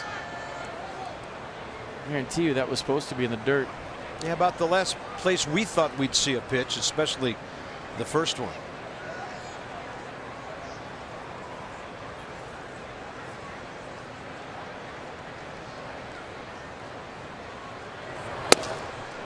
Then some gas up there, and it's 0-2. See, this is where I think you get in trouble as a young pitcher. You're trying to pitch around somebody or make them at least hit your best pitch. You get the 2 strikes, and now you get greedy and go for the kill, and it's usually where the damage is done.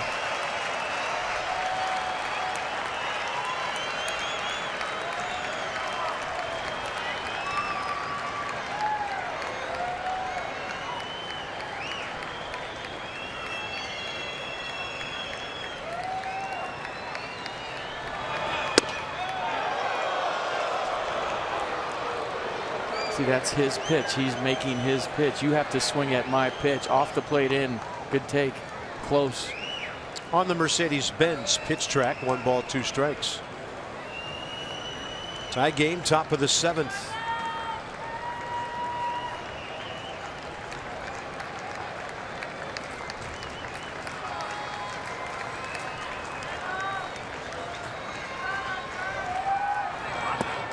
And he goes change up.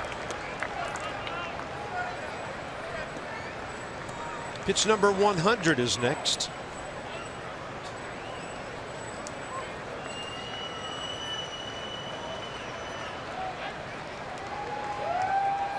Wilson Ramos, runners in scoring position number, 9th best in the league at 339.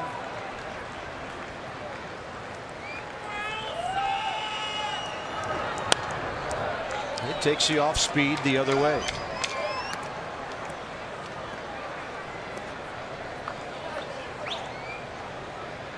I mean, you'd think he'd try to climb the ladder here and throw something above the logo.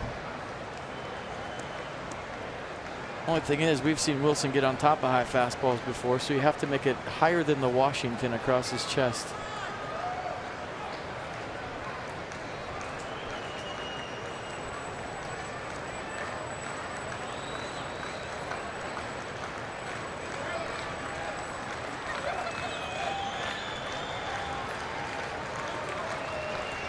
2-2. Just enough to get it out of play.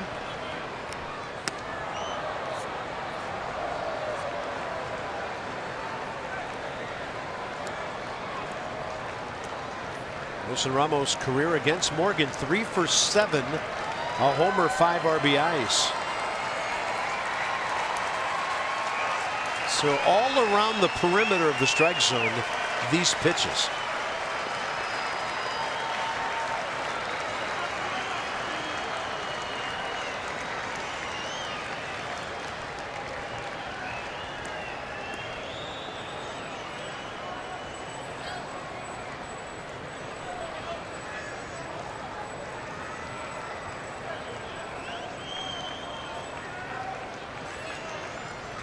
Stepping off again. Well, that's a huge pitch to a really good hitter, and you better be on the same page. This is a good trip by A.J. Ellis, who hasn't run out there a whole lot tonight.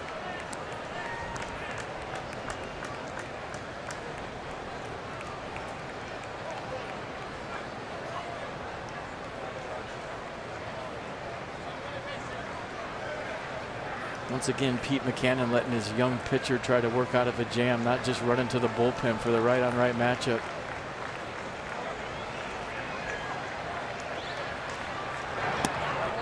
Wilson Ramos turning this into a really good at bat. 0-2 to 3-2. Yep. First base open. Zimmerman on deck. Full count.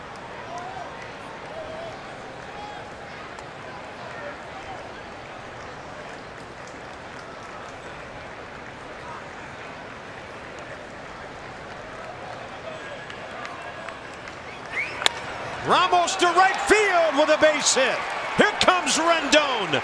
The throw home, not in time. Wilson Ramos delivers RBI number 71, and the Nationals have the lead in the 7th.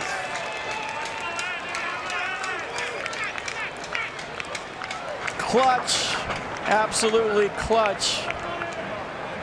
And that's going to do it for Adam Morgan tonight, who tried the fastball away to Ramos, but that's what he does with runners in scoring position. He always is thinking right field. So the 2-strike, 2-out knock makes this a 2-1 ball game. 2 horns up for the Buffalo, and look at the hustle by Anthony Rendon with the head-first dive into home. Nicely done. Yeah, that was a strong throw by Aaron Altair. The Nats have the lead. Back-to-back hits after nothing for 6 innings. UPS Store, call to the bullpen. Together there's nothing we can't solve. Visit the UPSstore.com for locations.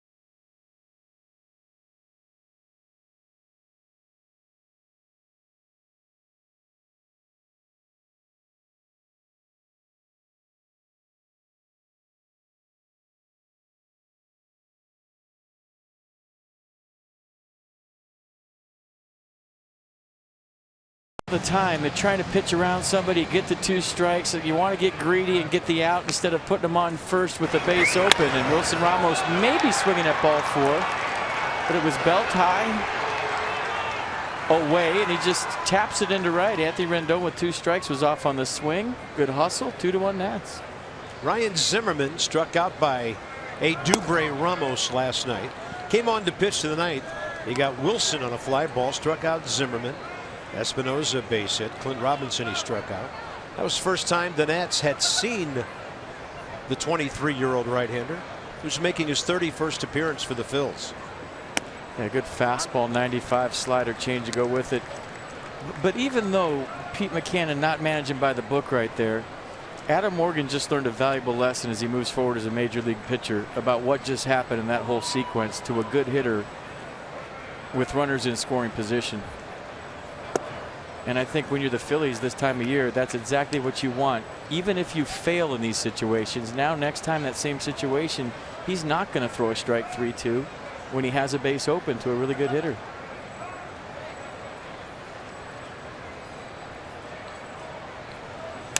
Zimmerman quite a rip and back to the screen, 2-2. And if Pete McCann's in a pennant race, Ramos is pitching to Ramos. There would be no left-right matchup there. You know, you just go get your righty and you play matchup baseball, but he's trying to develop guys.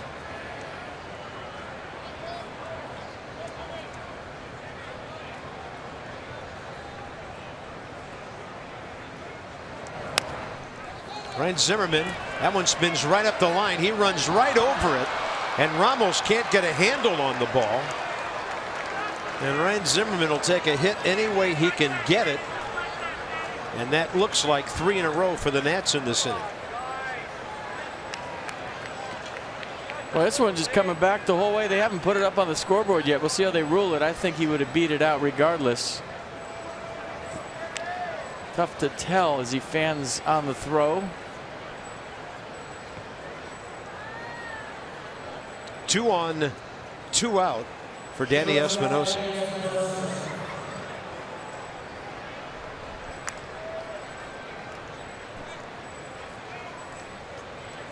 Taking a lot of looks at it, aren't they? Still haven't decided. Espinosa 0 for 2 tonight.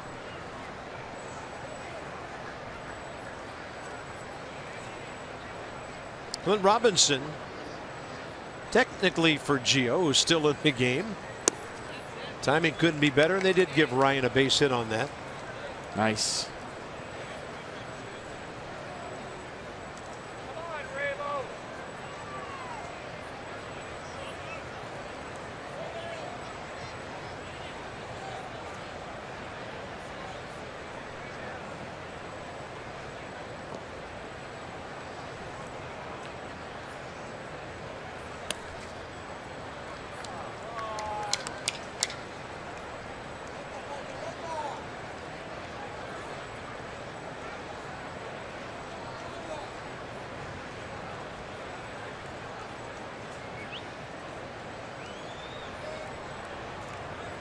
Danger count in this ballpark right here.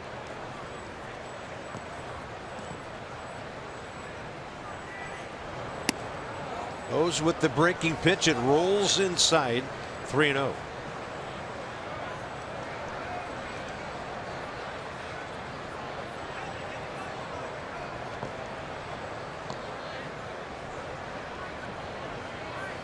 Interesting to see if he has a green light here.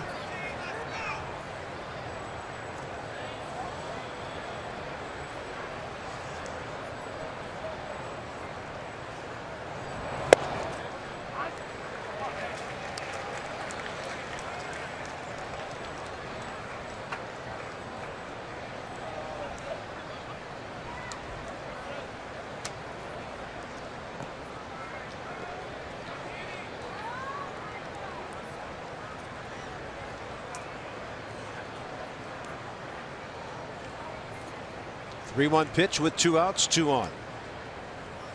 Inside. Clint Robinson will bat with the bases loaded.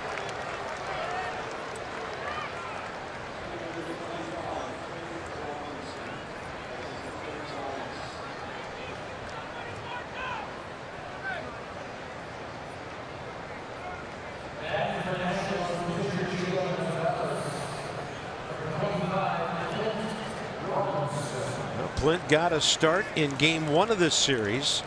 2 base hits to right, including an RBI. Pinch hitting appearance last night. This pitcher struck him out, so Clint has a better idea of what he can expect here.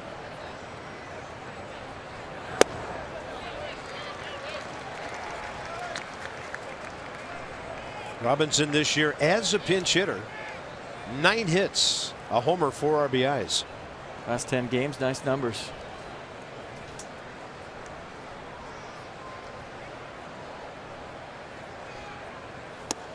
Inside, Ellis had to go backhand. 1-1. So after the Anthony Rendon double, Wilson Ramos the clutch hit of the night. Then Ryan Zimmerman against Ramos, the pitcher, the infield hit, and Espinosa the walk.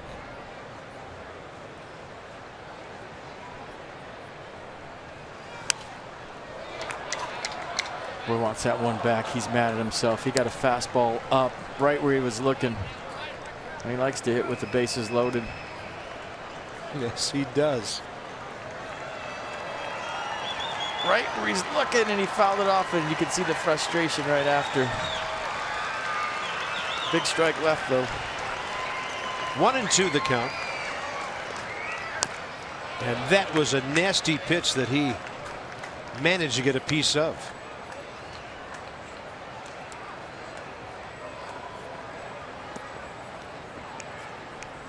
Inning started with 2 quick outs, Murphy and Harper. Anthony Rendon turned the whole thing around, and Ramos made it pay off. Can the Nats add on here?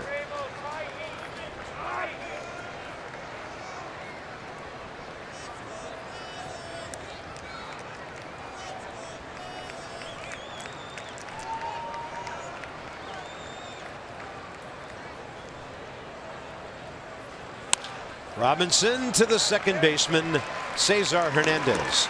The Nats will score the go-ahead run, get Gio the possibility of a win, and now it's up to the bullpen.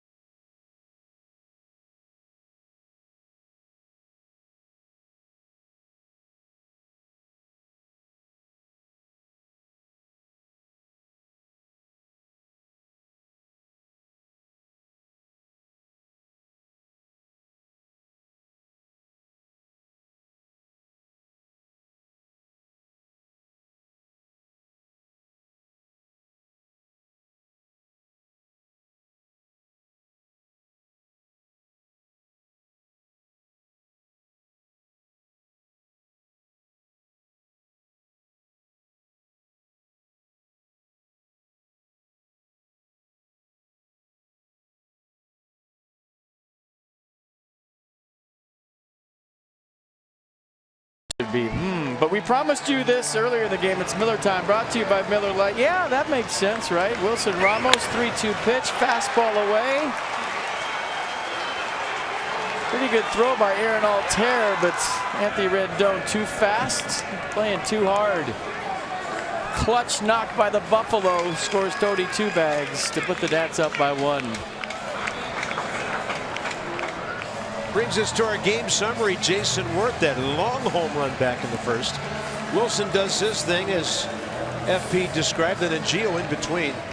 Very solid. 6 innings, only a run on 2 hits. So here's Blake Trinan for the 7th.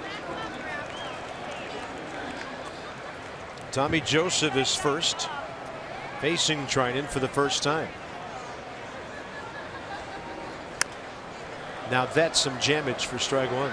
See the opponent's average pretty much equal from both sides of the plate.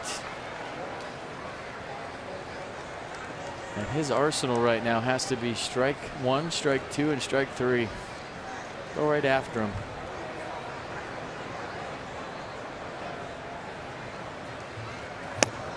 There's that slider, looked pretty good, didn't get the call. Counts even 1-1.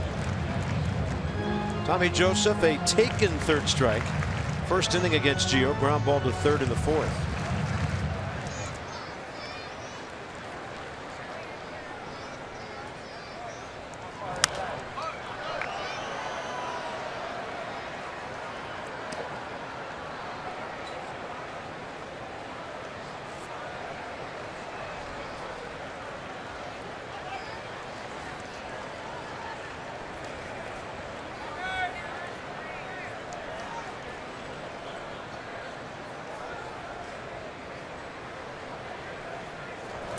Slider out of play, right side.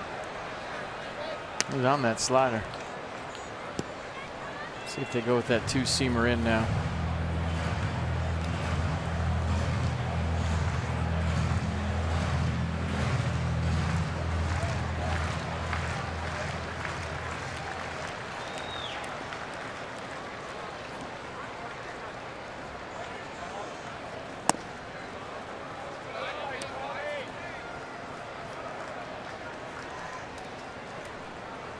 There's Hector Neris, who also pitched a scoreless inning in the 8th last night, right before we saw a Dubre Ramos.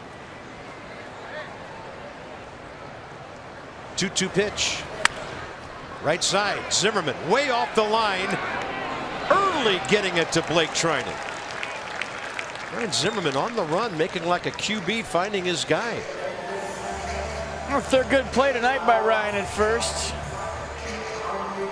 Outstretch for a line drive, dive for a line drive, and now the running play. And I like how he gave it to Blake early, so it gave him a chance to find first base. If you give it to him late, it has to be perfect, right? The footwork, but he gave it to him 3 steps before the base. And Blake with a little hesitation, but he's fast enough to make up for it and get over there. Nicely done. Great night for Ryan. Aaron Altair. Second ball he hits to Danny Espinosa tonight.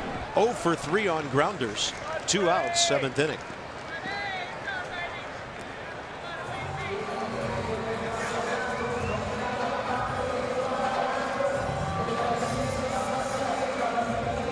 Then the Nats nemesis, Freddie Galvis. He's close to having a double, maybe a triple, and a home run tonight.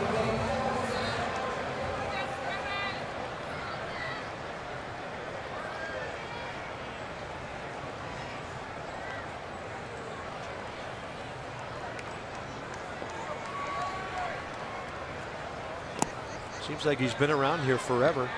He's only 26, debuted in the big leagues for the Phillies 4 years ago. Didn't play a whole lot, backing up Jimmy Rollins at that time.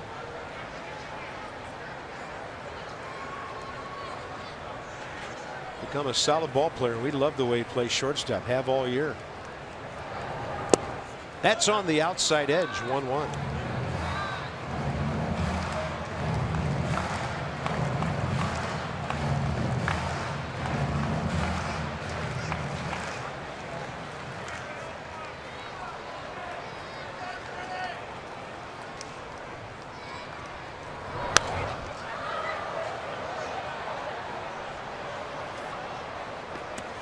Marlins have tied that game in New York.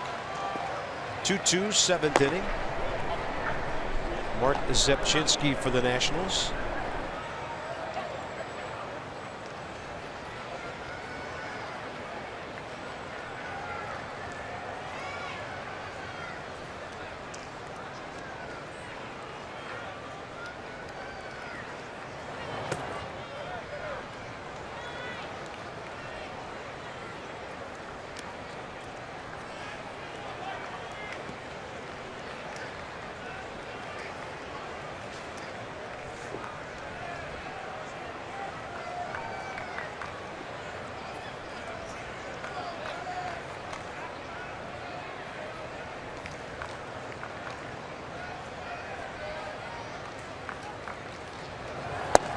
right in there.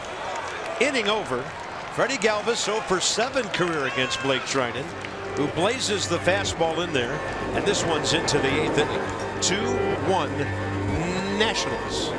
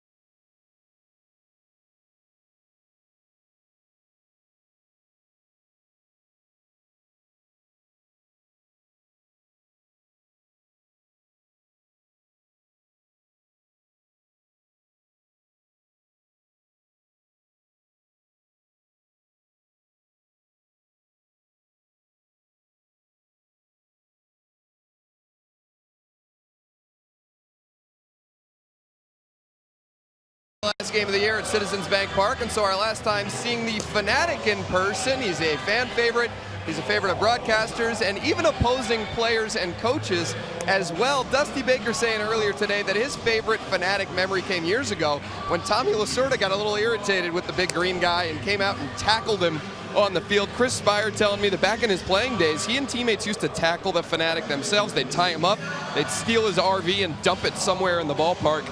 Jason Word told me the coolest memory that he has of the Fanatic came years ago when Pat Burrell hit a walk-off homer to left, right near where the Fanatic was standing. The Fanatic went airborne for the ball. He leapt into a crowd of fans for it and then started jumping up and down, hugging the fans who caught it as if he was a normal dude just hanging out there in the stands. Jason said he still has that image burned into his brain, and players love interacting with him, guys.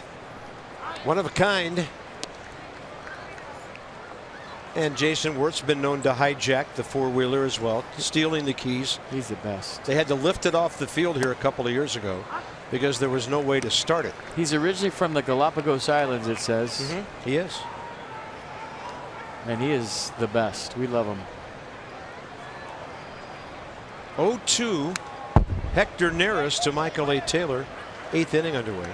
And if I'm not mistaken, over the years the Phillies have sent several cruises to the Galapagos. I mean, fans go there. He was originally introduced to the public in a children's show as Captain Noah and his Magical Ark. And Tim McCarver was doing promotional work for the team.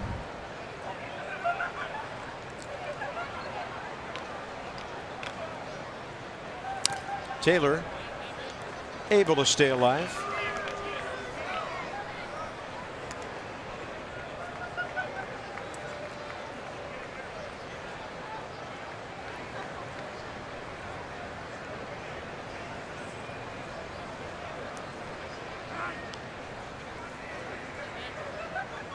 Taylor against Neris, 1 for 3. Tommy Lasorda didn't like mascots. I think he got Youppi kicked out of a ball game up in Montreal one time too. He was not a fan. Swing and a miss. And Michaels return to the big leagues tonight. In terms of playing time, 0 for 4. Way back to the first inning, our Fanatic Jason Wirth hit his 20th. 453 feet for Jason. Max Scherzer enjoyed the show in the dugout. We enjoyed the show up here. I guarantee you there's a bunch of fans in the stands saying, wish we still had him. You're horrible. Did you hear that?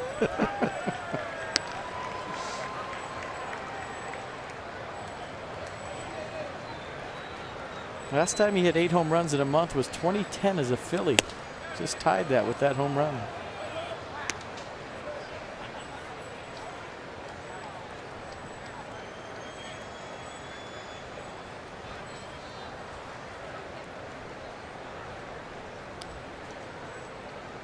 One pitch from Neris.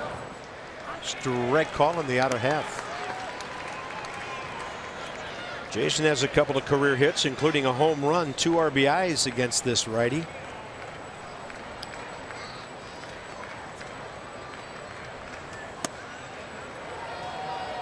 He's taking some close pitches with 2 strikes tonight. That was real close. Tried to run back the heater, the 2-seamer. Way outside.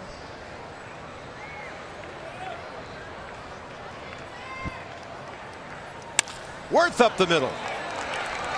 2 for 4 tonight. He's going to make a big turn here, and he will slide to a stop as Herrera gets it back in. Every hitter knows if you take a close pitch, you got to be hacking next pitch. And Jason Worth almost got the exact same pitch that he took and pulls it up the middle for a second hit of the night. And for you young kids at home, this is how you round a base. He was thinking 2 the whole way, and watch him. He's thinking 2 and then drops into a slide because that's how you slow down. 37 years old, playing hard. Love it. 3rd hit of the series.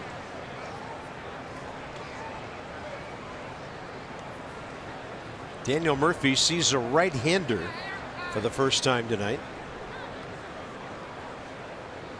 And against Hector Neris, he is 5 for 9 with 4 runs batted in.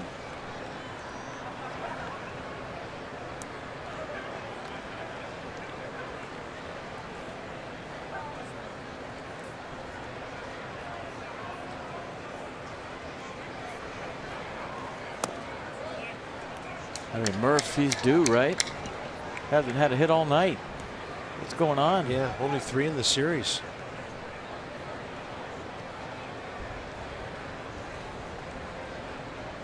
Two-0 count. This is where he likes to let the throttle out and do damage.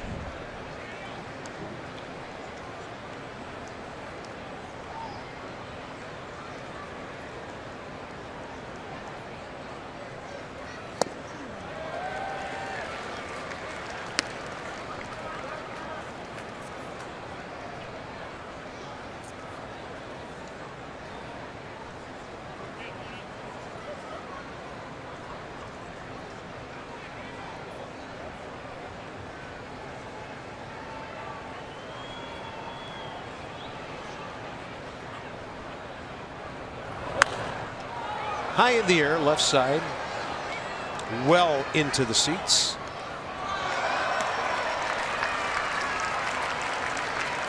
When you have insight, you know how to handle your finances with confidence. Joe Ross, another outing at Syracuse tonight. So 31 pitches this time, 1 hit, inning and 2/3, a couple of Ks. It's all brought to you by PNC Bank, for the achiever in you.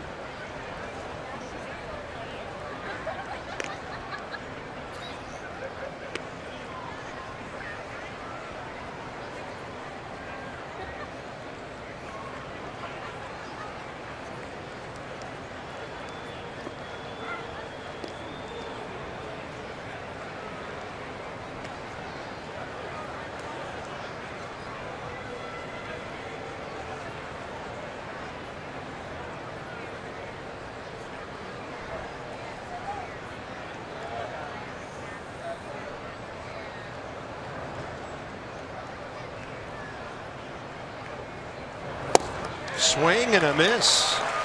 Neris strikes out Murphy, 2 down.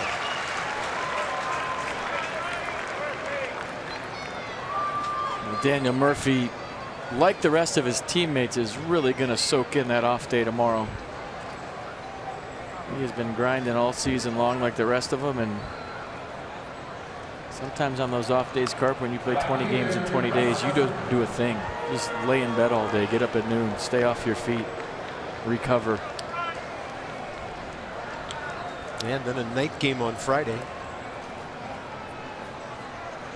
Now Bryce will see a righty for the first time. That throw a little off center, and Tommy Joseph had to reach out and grab it. Bryce 0 for 2 career against Hector Neris, who pitched him away last night and got him on a fly ball to left.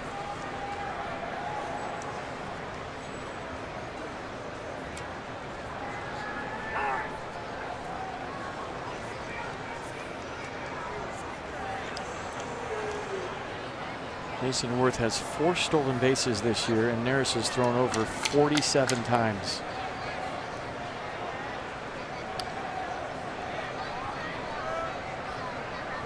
I mean, it's not Ricky Henderson on first. He is 37 for 38 all time at Citizens Bank, but I think he's going to let Bryce Harper hit right here. Harper up the middle. Pitcher slowed it down. Freddie Galvis with a nifty pickup on a 1-6-3. This one goes to the bottom of the 8th. Bottom 3 for the Phillies in a 2-1 game.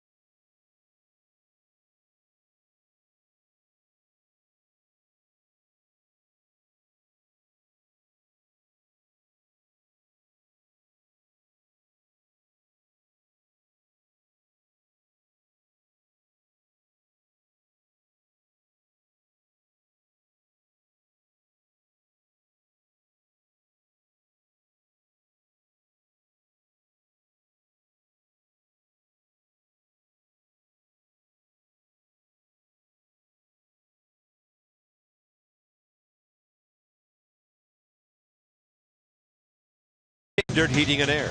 It's their All-Star Sales event with up to $1,100 in instant rebates or 0% APR for 36 months. And by Navy Federal Credit Union, proudly serving the armed forces and their families for over 80 years. Federally insured by NCUA.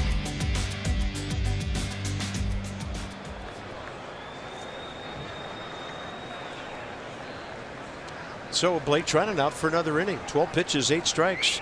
In a 1-2-3 7th, A.J. Ellis leads off.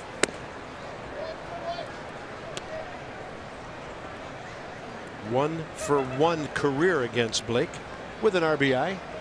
Coda Glover now joining Mark Zebchinski. I think this might be a one-hitter deal.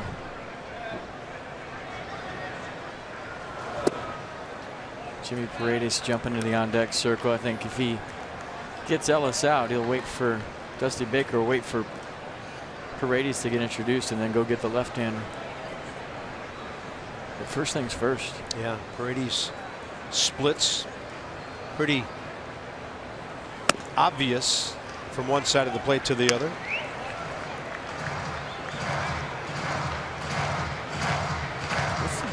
Big sequence. Manny Burris is probably down there ready to pinch run somewhere, and he can run. Borges too. Blake Treinen puts it in there on 3-0.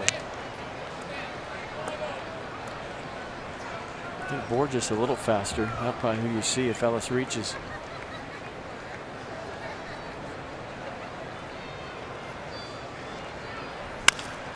To Hopper, Danny Espinosa. Treinen battles back from a 3-0 count to get his 4th straight out. Nicely done. Decision time for Dusty Baker. What's he do right here? Waiting for him to be announced.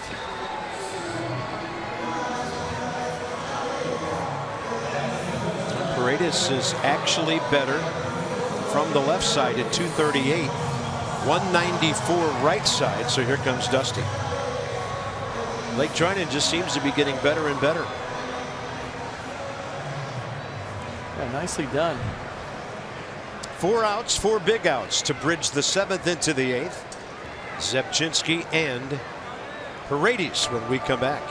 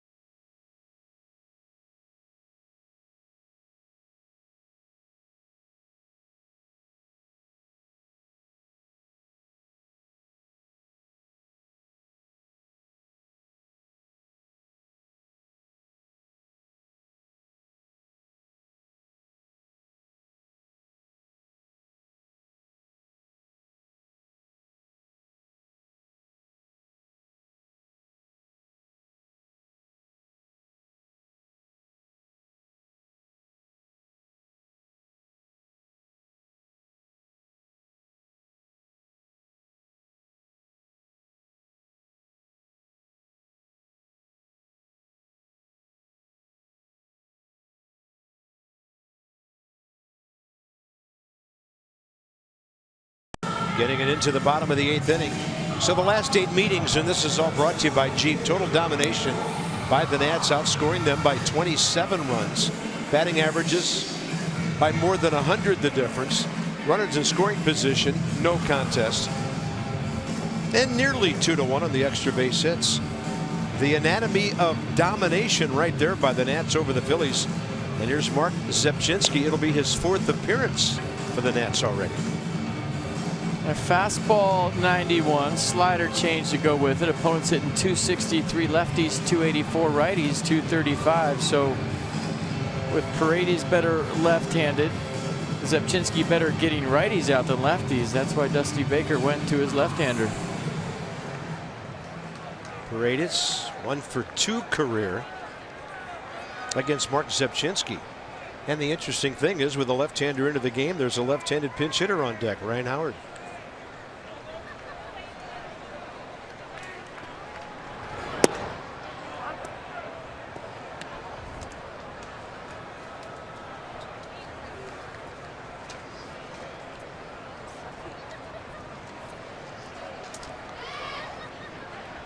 A 1 pitch to Danny Espinosa, who's on the move. Plants and throws, 2 down.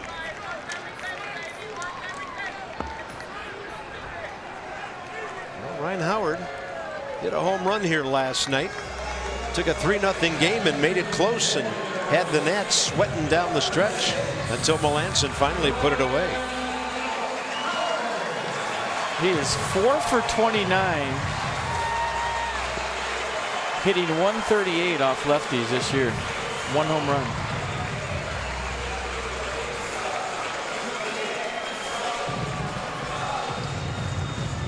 And so evidently Pete Buchanan likes this matchup better than maybe Borges versus Glover or whatever might have happened there. Fastball is up. Ryan Howard against Zepchinski career 0 for 4. A walk, 3 strikeouts. Pete Buchanan hoping for the instant offense. Yeah. He runs into one. That's the only thing you can think of right here.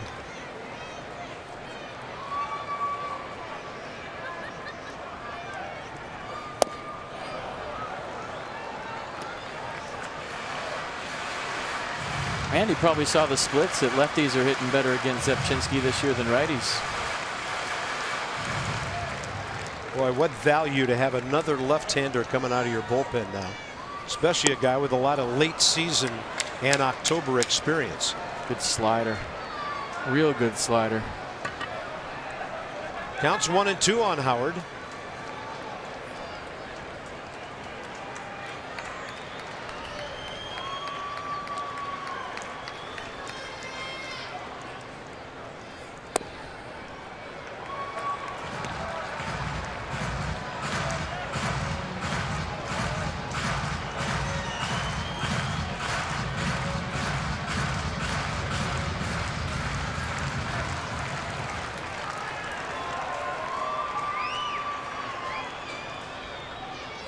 Two-two pitch, and he buries it under his bat. Nats bullpen, 2 perfect innings. Treinen and Zepchinski, and this one to the top of the 9th. The Nats ahead 2-1.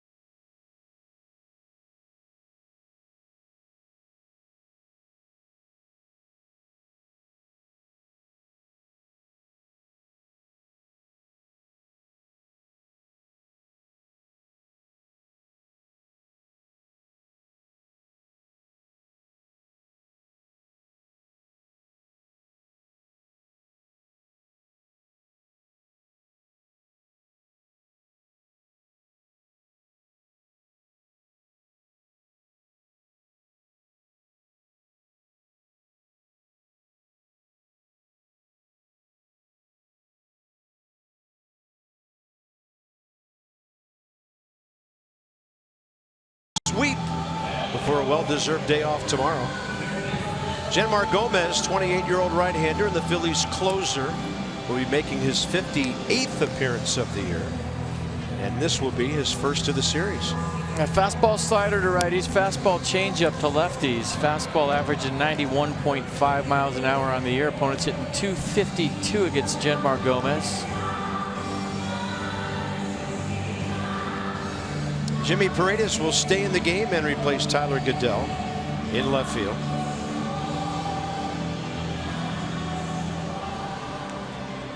We were just discussing during the break, Mark Melancon has worked 5 of the last 6 games. So the last 3 outs may belong to someone else tonight. I see Sean Kelly getting loose out there. Yeah, Melancon pitched the 25th, 26th, 27th, 29th, and 30th.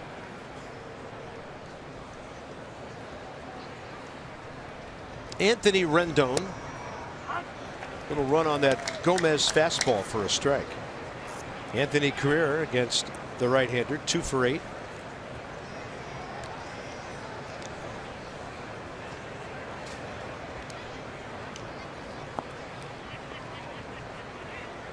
And he gets the breaking ball at 0-2.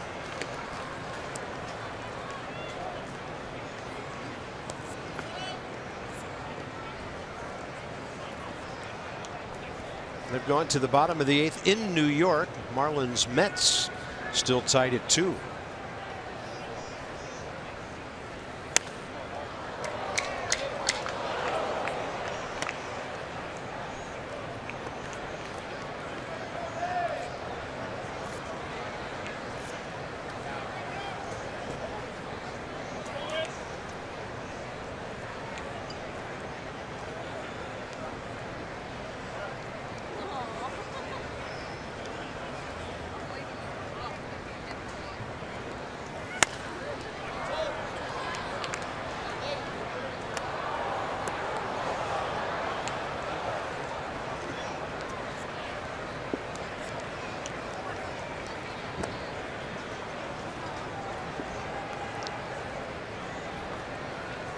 Rain coming down a little bit harder. I'm not sure it's ever stopped from back in the 3rd or 4th inning.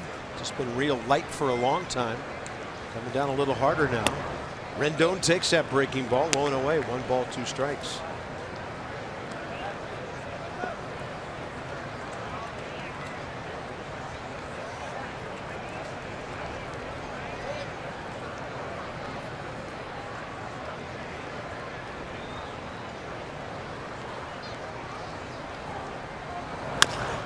Tepper, third base side. Franco to his left. Anthony Rendon might have been at the bag already. Throw got out of the glove of Tommy Joseph. And we'll see how they scored. He was screaming down that line. I think he did beat it. I think they have to rule that a hit. He's been hustling all over the place tonight. He's made a couple of plays close at first. You remember him scoring on Wilson Ramos's base hit, and now I think he's got a second hit of the night.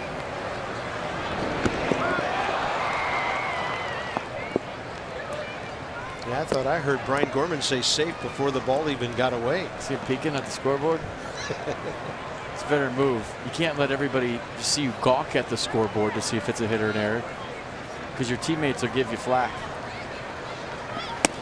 You just openly look right up at the scoreboard to see. So what do veterans do? They just peek out of the corner of their helmet to see if they put hit or error up there.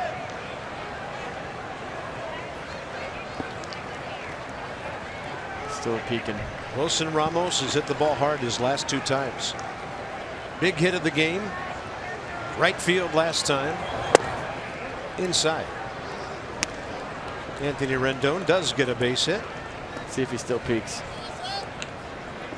You have to. Peeking is fully acceptable. Pulling out your cell phone and taking a selfie with the scoreboard, not so much. Ramos the other way again, and this ball slicing foul.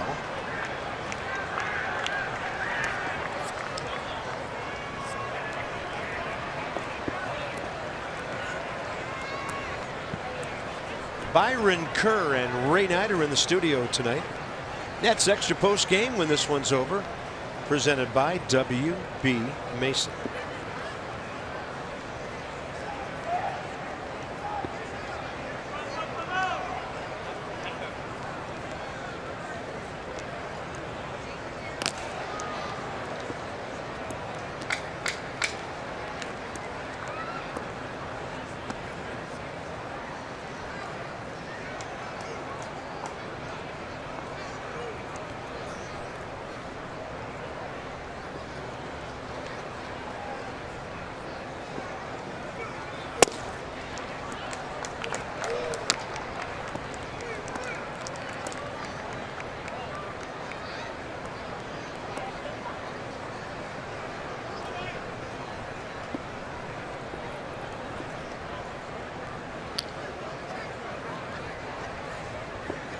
Two and two.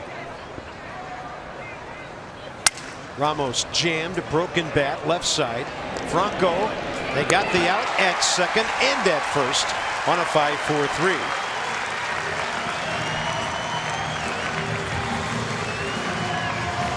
No way that double play is turned without the new rule.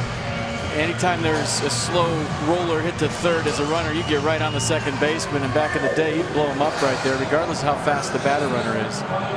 But with the new rule, Anthony Rendon sliding straight into the base, and that allows Cesar Hernandez to feel real comfy and turn it.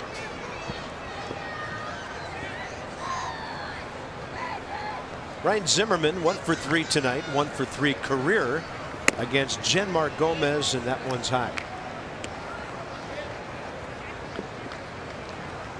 Bullpen is quiet out there. So Zipchinski could be the guy going into the 9th. They've got Hernandez, a switch hitter, coming up, who's much better right-handed. But then they have Herrera, the lefty. So this will be interesting. Cody Glover had thrown earlier.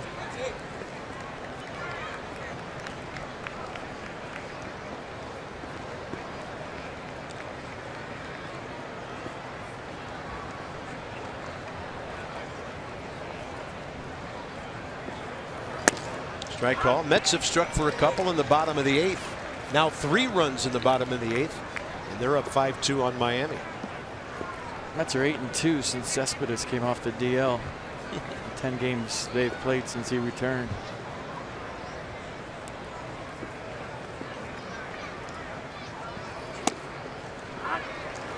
Counts even.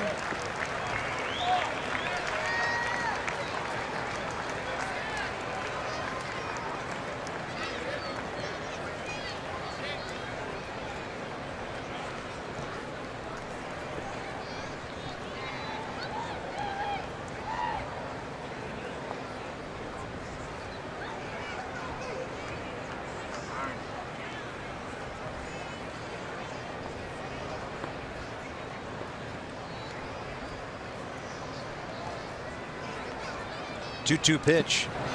Zimmerman strikes out on a pitch boring in on him. Here we go to the bottom of the ninth. Looks like Mark Zepchinski will at least start the inning, and we'll see what happens after that.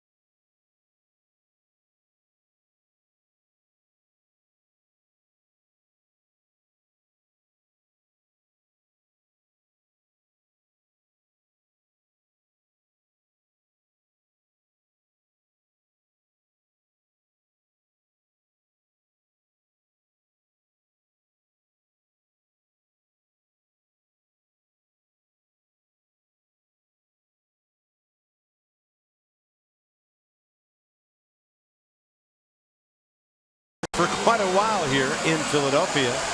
Been a well-pitched game for both ball clubs. One base hit is the difference in this one. Mark Zepchinski, we don't know if he'll be around for the last out, but he's going to start the ninth inning. He had one save with Cleveland 2 years ago. Right now it just appears he's got to get a couple of outs, and maybe it'll be Kelly and Franco a little down the line here. Well, this one the biggest right here, right now, because Cesar Hernandez can raise some havoc on the bases in a one-run game. As I mentioned earlier, much better right-handed this year, .333. Day off for him. Yeah, Mark Melancon needs a day off. Well deserved. By the way, Hernandez grounded out to second against Zepchinski in the 8th inning here Monday night. Ball two.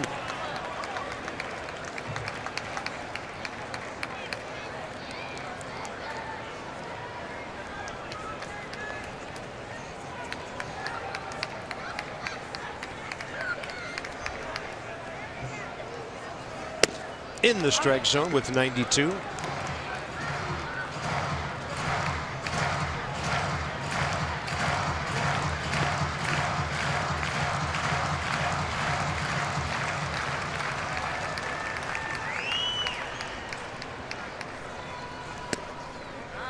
Just missing.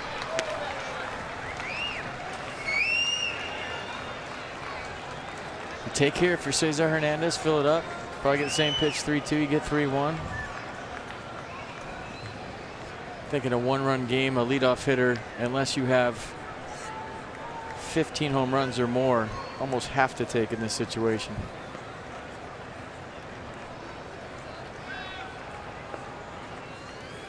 Leadoff walk. Not good. Second walk issued by the Nats tonight. Odubel Herrera in a lefty-lefty matchup is next. And he's 1 for 3 career against the Nats left-hander.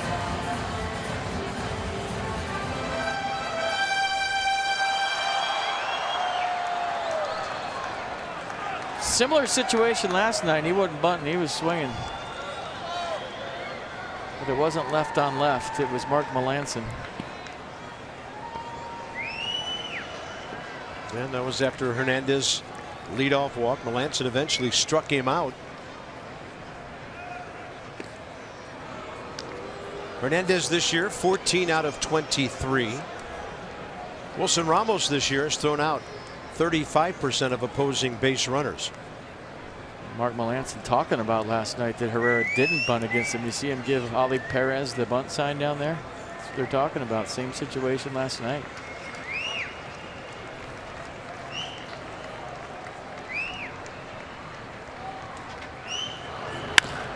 Double play ball. Espinosa to Murphy. Daniel turns it on a 6-4-3. 1 out away from a sweep.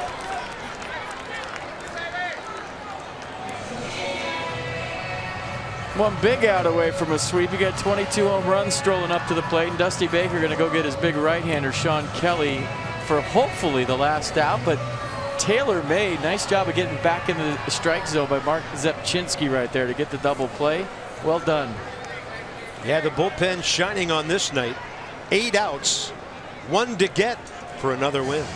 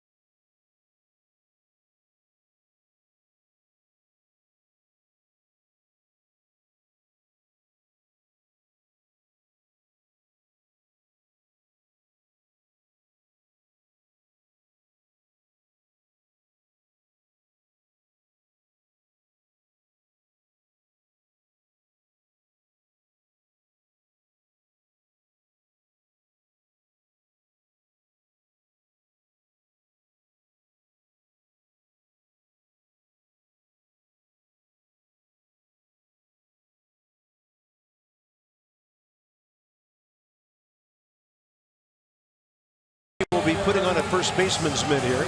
You see Trey Turner in the shot. So more on the defense in a second. First of all, here's Sean Kelly making his 55th appearance.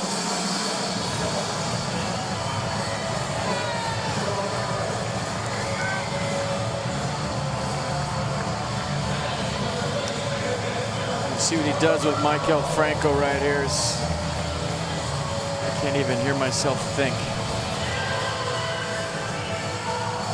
So Trey Turner on a double switch. He'll bat 9th, hopefully not needed. He'll play second. That moves Daniel Murphy over to first base. So the pitcher in Ryan Zimmerman's spot.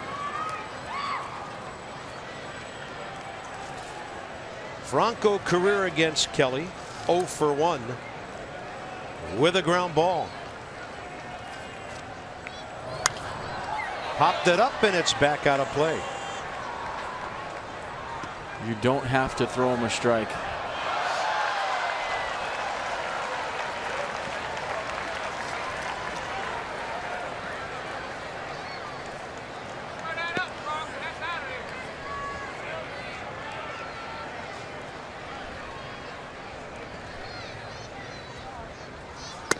Fastball sails up and in.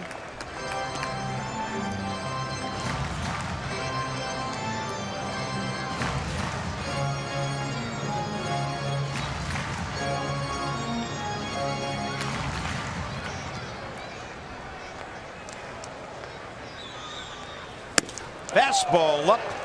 And that was a wild swing by Franco. Strike two. Boy, if it's a video game and you could get one just a little bit higher, 2-3 inches above that one, that would really entice him to swing at it for strike three. Also have the slider down the way open as well.